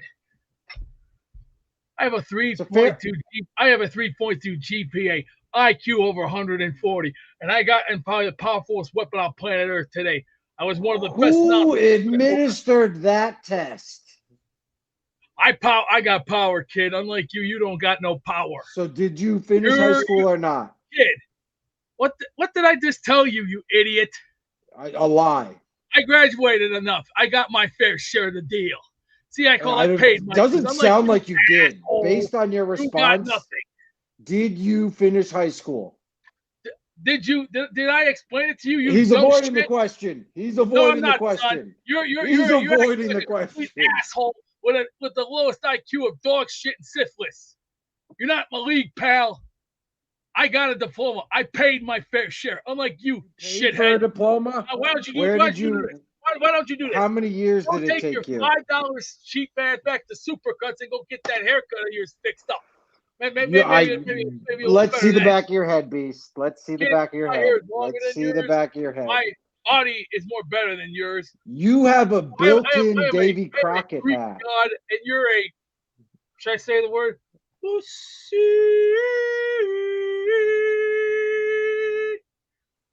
That's right. See, I can hit them high notes because why? I got better things to do. Because you're a bitch. Scumbag. No, pal. Let me give you a little history lesson, son. Please don't. I had a blow job in the radio Please station, don't. unlike you, shithead. You had zero to offer. What, Howard Stern? Regarding me, you must have been taking You were Beetlejuice. You were Beetlejuice's backup. You were doing zero. You're zero. You're So weak. how many years did it take you to finish high You're school? weak. This is a genuine question. Nah, talking to you is like talking to the fish. I get a better answer from the You talk goldfish. to fish? Like, hey, goldfish You have a talk life. to Unlike you, goldfish? pal. I have a Goldfish wonderful have a life. Angelfish have a life. Unlike you don't got a life. You're just a rodent. You're like the rat. He says, I think Big Joe might need an intro. Yeah, it's nice. I like my recliner. No, I just called to check in. I don't like all those wrinkles on my head. I don't have that many wrinkles. My implants are coming in 3 months. The Kardashian ones? I put the jet gear on for you. Been running some errands early. Came home just chilling. Hello, Big Joe. Can we get rid of this wacko, this weirdo from wherever planet or whatever zillionth planet that he came from? How you doing there, Big Joe? Hey, I was gonna call in. How old are you? Did you forget? Okay, I'll take it as that then. You must have forgot there. It's okay. Okay, I just wanted to make that clear. It's all right, man. It's all right. Relax. It's only Friday. And Okay, normally 'cause, back you then know, in I've said college many days, times you know, before, Friday used to be some of the most important people in my life. Friday used to be the party day back in college, but unfortunately we're not college men anymore. Okay, clarify that We're for gonna be me. dinosaurs. Yo, I learned, that's life. We all Thank you for have to grow up someday. clarifying that for me. I didn't see it. I see it now. Nice. Yeah, that's gun. That's gun control, I mean, baby. If They don't that's make his 'em. thing, They don't then make 'em that's anymore. his thing.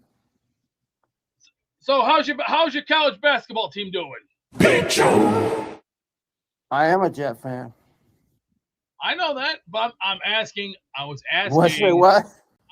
How's your college basketball team doing? I didn't mean to do that. If I did, I don't even know how to do that. What do I have to do? You're the coach of a great college. I mean, are you preparing to get them ready for the season, because summer's right around the corner and you got to figure it out now. I don't know how now that is the time. happened. I would never do that on purpose. I'm a big fan of you. Who you talking to, man? Okay, so what? Tell me again what I need to do to unblock you.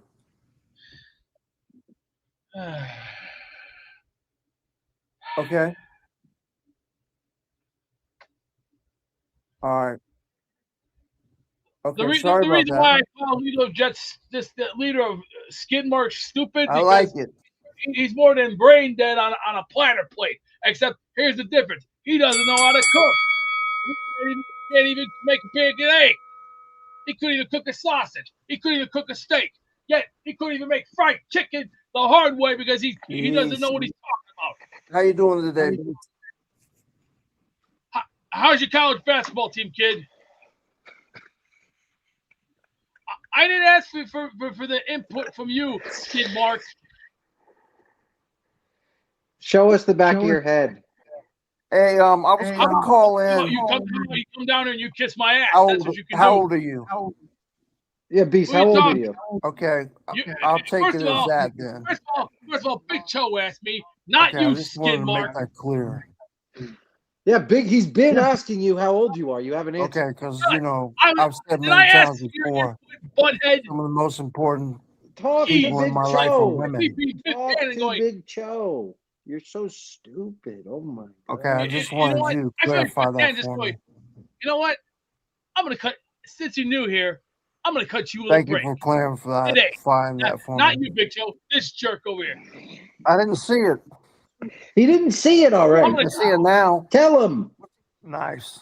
I'm gonna say it to him this I mean, one more time. If that's his thing, then that's his thing. I will Big kill Joe. him. He's This- been this will be the trying to. conversation. Jake, change it. I am a Change it. Jet fan. Change it. Change it. What's Change the the what? damn thing. I would whip his Oh, ass with the no, belt. that's. And chase his I ass didn't away. mean to do that. If I did, I don't even know how to do that. Beast, can you talk to What do I have Joe? to do? Then beat it, skid mark boy. Fly. Take the do string in the cheese. Oh man, Thunder Beast, how you doing? How you doing? Can you hear me? Oh man, Beast. Let me look at Beast Breaker. First, no. I'm sorry, those are not pecs. Those are cheap, weakling, boy, cheap ass weakling shit. Look at my leg. I have the biggest leg of all time. Let's do a muscle off these. I have 180 pounds of pure. I'm 6'1", pal, and I can take your ass down. And with this bad boy, I don't think you can hit a home run to save your ass.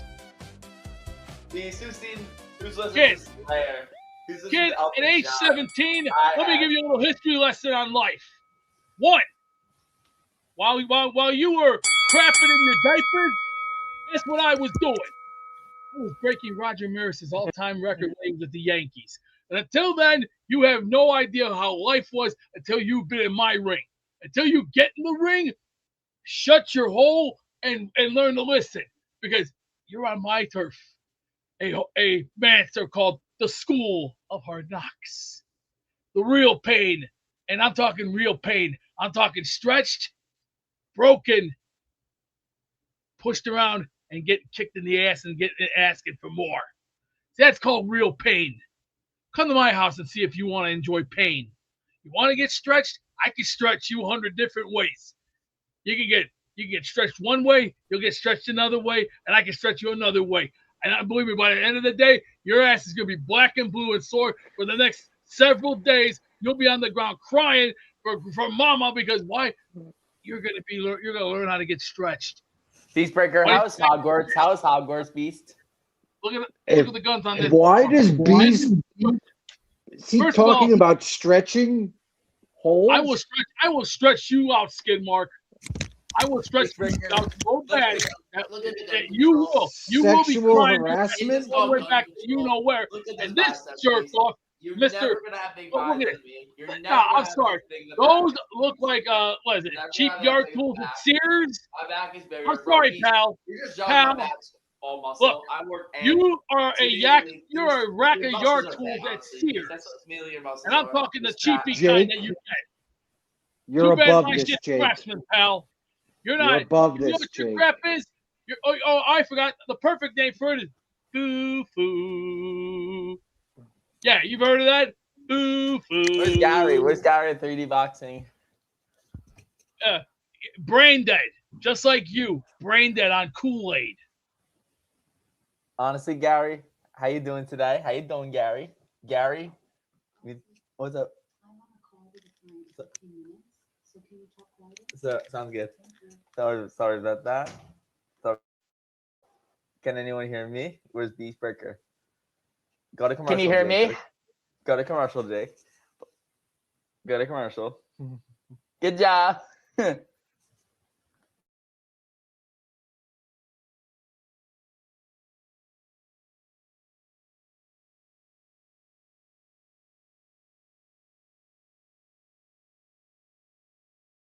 Let's go back to our feature presentation with Jake Asman. Can you hear me?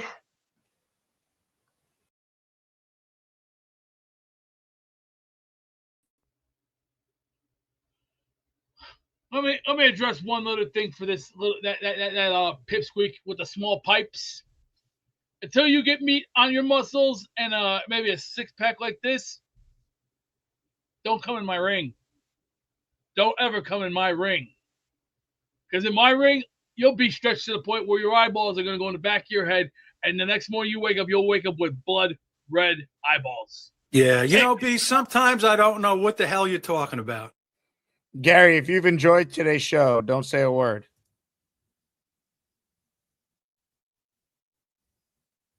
Say nothing if you're having a great time. Awesome. Women need to vacuum and shouldn't be allowed to vote. Yeah, ladies, you can do music. All right, we're going to get to your last remaining calls. But first, let's talk about PrizePicks. Game 2 tonight. Here's my PrizePick lineup. Use code HMA to get $50 available in bonus bets.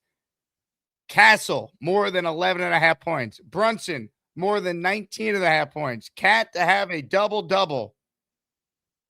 This is a flex play, so you only need 2 of these things to hit. Turn $20 into $36. So you don't need all 3 if you do a flex play. If you want to do all 3, you can get more money in your payout. I'm doing a flex play. I feel good that we'll hit at least 2 of these. Castle, more than 11.5. Brunson, more than 19.5. Double-double for Cat. If this hits, $36. If 2 hits, $36. PrizePicks. Shout out to them for sponsoring our show. Again, use that code HMA. Last chance to get in on the show. Again, for those tuning in late, raffle is a Jalen Brunson NBA Finals patch jersey or Nick player of your choosing. Let's say hello to Gary 3D Boxing, who was called in. Hey, Gary. I mean, I'm not dealing with your mic issues again. No. Get out of here. I'm not doing this. All right. Let's see if this guy actually has some real points for us. Leader of Skid Marks is on the line. Hello, Leader. I think, oh, man, I don't appreciate that you would take B's side and change my name. That feels like an assault and an attack, Jake, and I'm disappointed in you. You changed your name from Leader of Jets to Leader of Nick, so why can't you feeling okay? Are you I feel sick? great. A little nervous about tonight. I mean, like physically, like you're not ill. I haven't been smoking the funny cigarettes, as Beast would say. What are you mailing in this episode? What's going on? Are you a lot of time in the restroom? Well, you tell me what jet-related news there's to hit on June 5th when we haven't had an OTA practice since Tuesday. I'd love to talk Knicks. Please do. The floor is yours. We did some Knicks talk earlier with Tyson. Well, I was flying from St. Louis to Tampa Wednesday, and I want to give a shout out to Starlink Internet because I was able to watch the game uninterrupted, no delays. Pretty impressive stuff.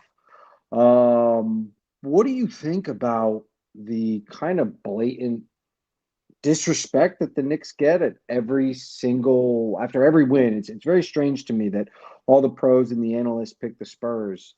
You know, what do the Knicks have to do for a player to say, we got beat, or for the analysts to recognize maybe they are incorrectly handicapping the Knicks? Like even Vegas has turn, though. I mean, look, the Spurs are really, really good, so I understand. Are they?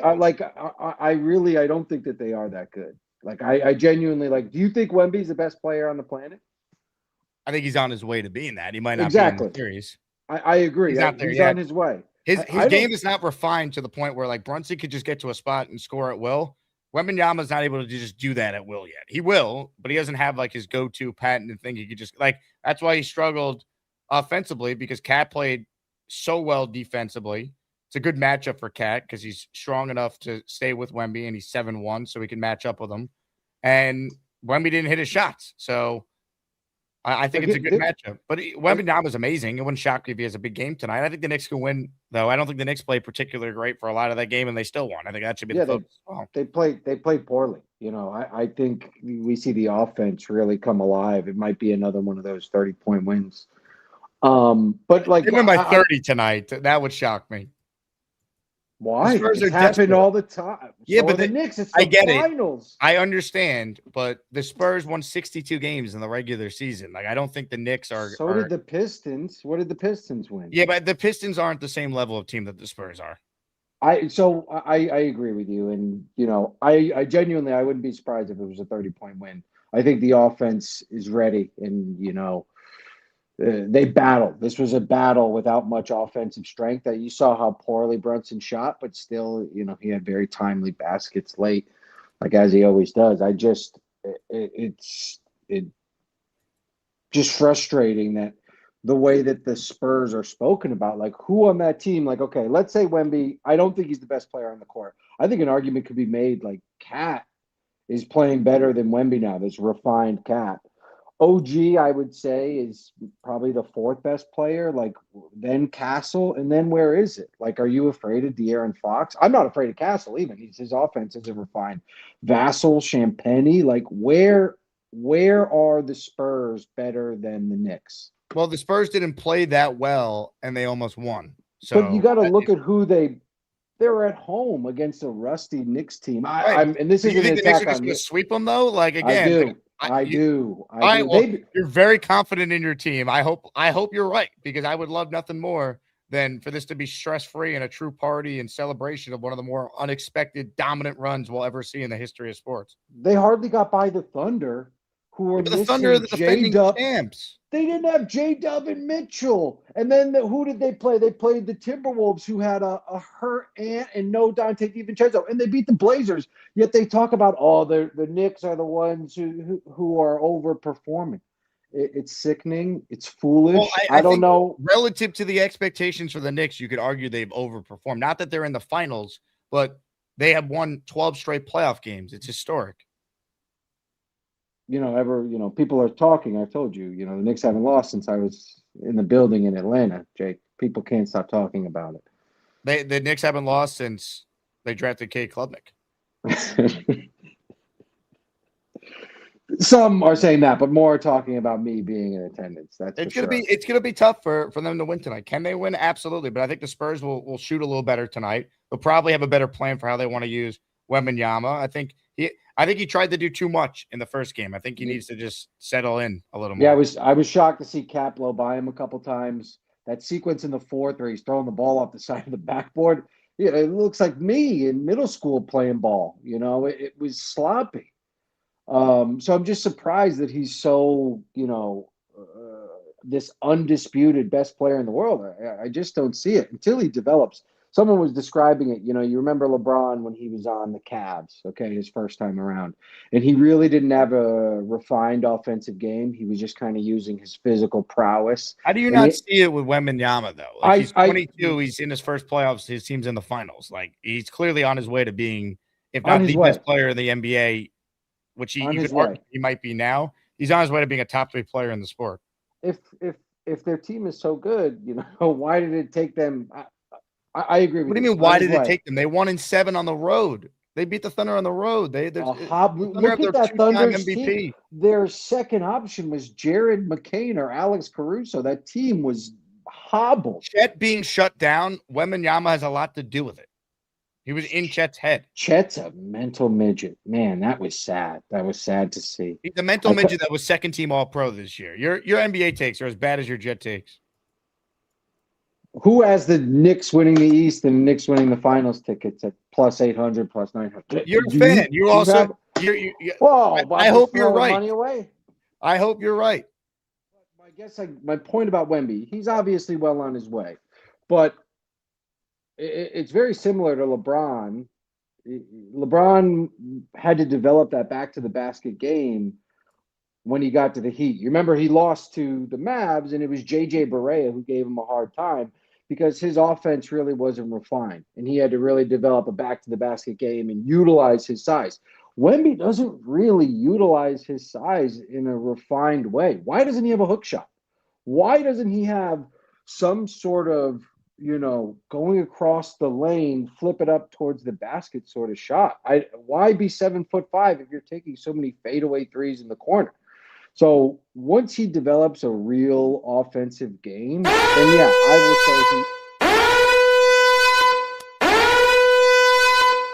say Ladies and gentlemen, Frank P has seen enough.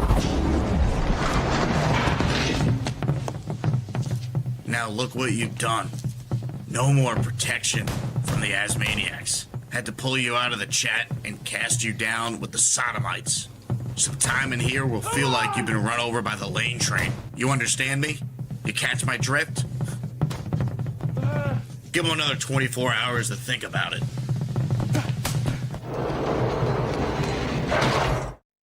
And by the way, You got sent to the hole twice, so this one is for good measure. This is also who from was it? Who was it? Cisco. See you later.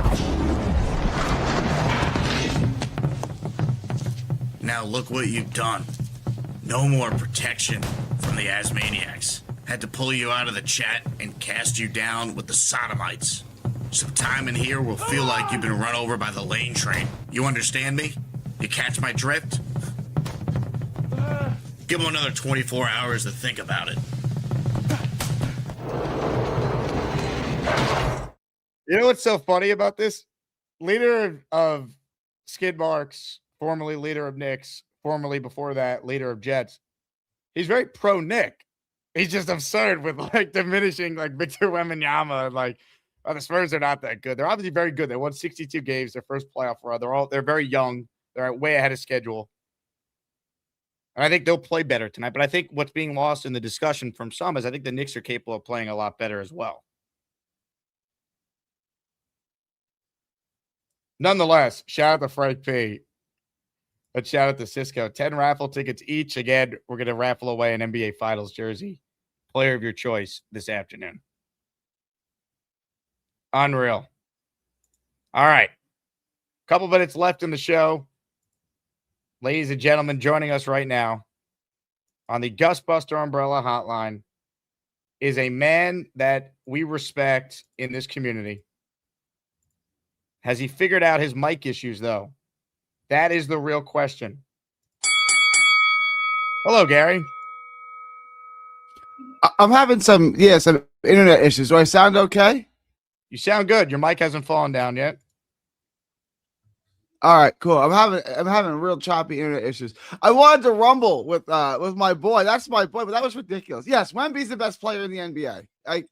There's usually like a passage like Kobe starts to decline, LeBron becomes the best. There's a point where Larry and Magic were on the decline and Michael passed him. Wemby just became the best player at some point in late in the regular season. Like he just passed Joker. Yes, Wemby is the best player in basketball.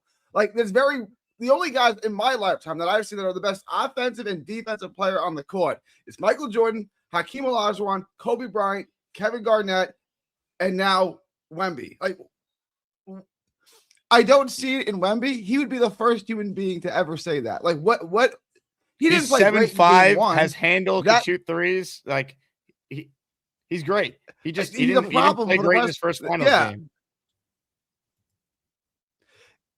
Yeah, if you're a Spurs fan, your two best players, and I don't really think Fox is one of your best players, but that's a side discussion. He's paid like it, so we'll put him on that list. We're 9 for 34 and 2 for 13 from three.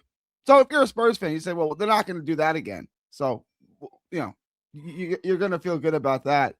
But obviously, if you're a Knicks fan, you're on a historic run. And he is right in the sense that everyone kind of bashed the Knicks for their journey, like they didn't beat anybody good. San Antonio did get, I don't want to say lucky. They got the benefit of a lot of teams being, Minnesota was injured. Portland's not any good. And then Oklahoma City got injured in late in that series. He's not wrong about that, right? Like everyone, the Knicks swept Philly. And everyone's like, oh, Philly's trash. Philly just beat Boston. They won a game 7 in Boston. They're not that bad, right? Like they weren't that bad. So I think he's right in the sense that people overlooked how impressive what the Knicks did in the Eastern Conference playoffs. All right. Oh, jeez. I thought I was talking to you, Gary. Is this which one's Gator? Which one's you? I'm the one. Hold on a second. I'm the one with the functioning mic. Oh, jeez. Oh, Jake. I'm not that worried about it. Green. I mean, oh, geez. I did want to ask you. It's two morons on the same screen. They look like complete drug heads from another galaxy.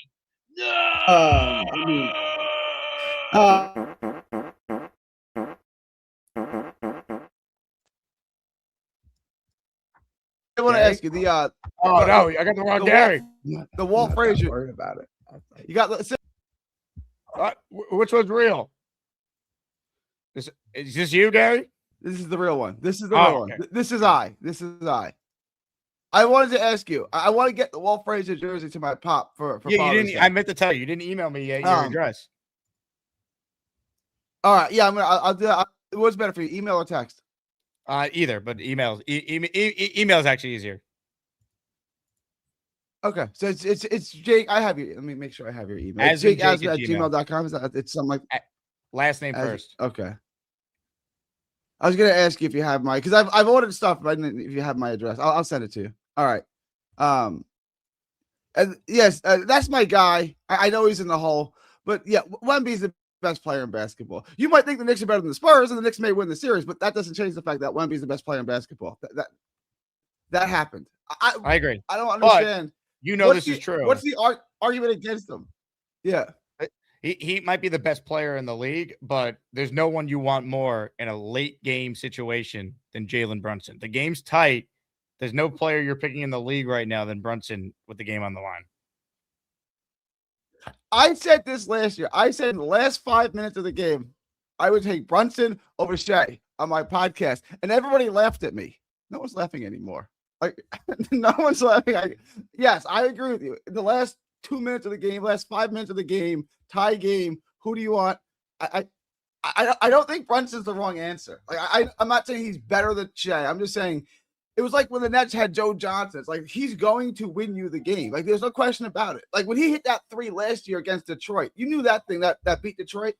You knew that thing was good before he even shot it. Like, it's Brunson. That ball is going in always.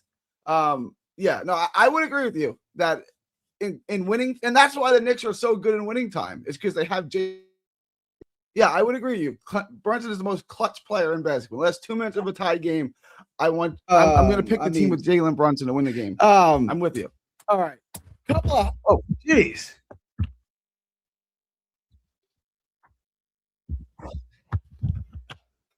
I'm not that worried about it. What are you worried about? I mean, jeez. I swear to God, this is like watching two idiots playing a game of Rubik's Cube, except they don't know how to use the game. I'm not Rubik's that worried about it. Holy cow! Wow!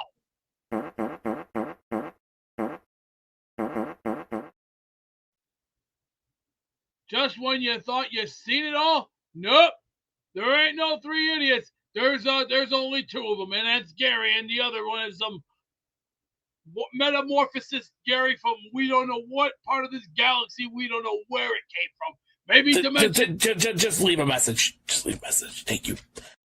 Good call, Gary's. Bill Fond in the raffle for two. Let's go, Knicks. Brunson's the Jeter of the Knicks on and off the court, especially his demeanor. I agree. There's a lot of similarities there. The clutch, the leadership. People constantly saying he's not good or he's overrated. And then all the guy does is win. The look Brunson had walking off the court after game one, that guy is a killer. And what's amazing about him, it doesn't matter how he plays the first three quarters of the game. Some guys, if they're having an off night, that's it. It's an off night. He will never let it affect his ability to still play at his best with the game on the line. He's done it countless times. Great show today. Thank you to Tyson Rauch for hopping on for the first 45 minutes, talking some Jets with us. Let's go Knicks tonight. We'll be back in the afternoon. We got the raffle for the Brunson jersey.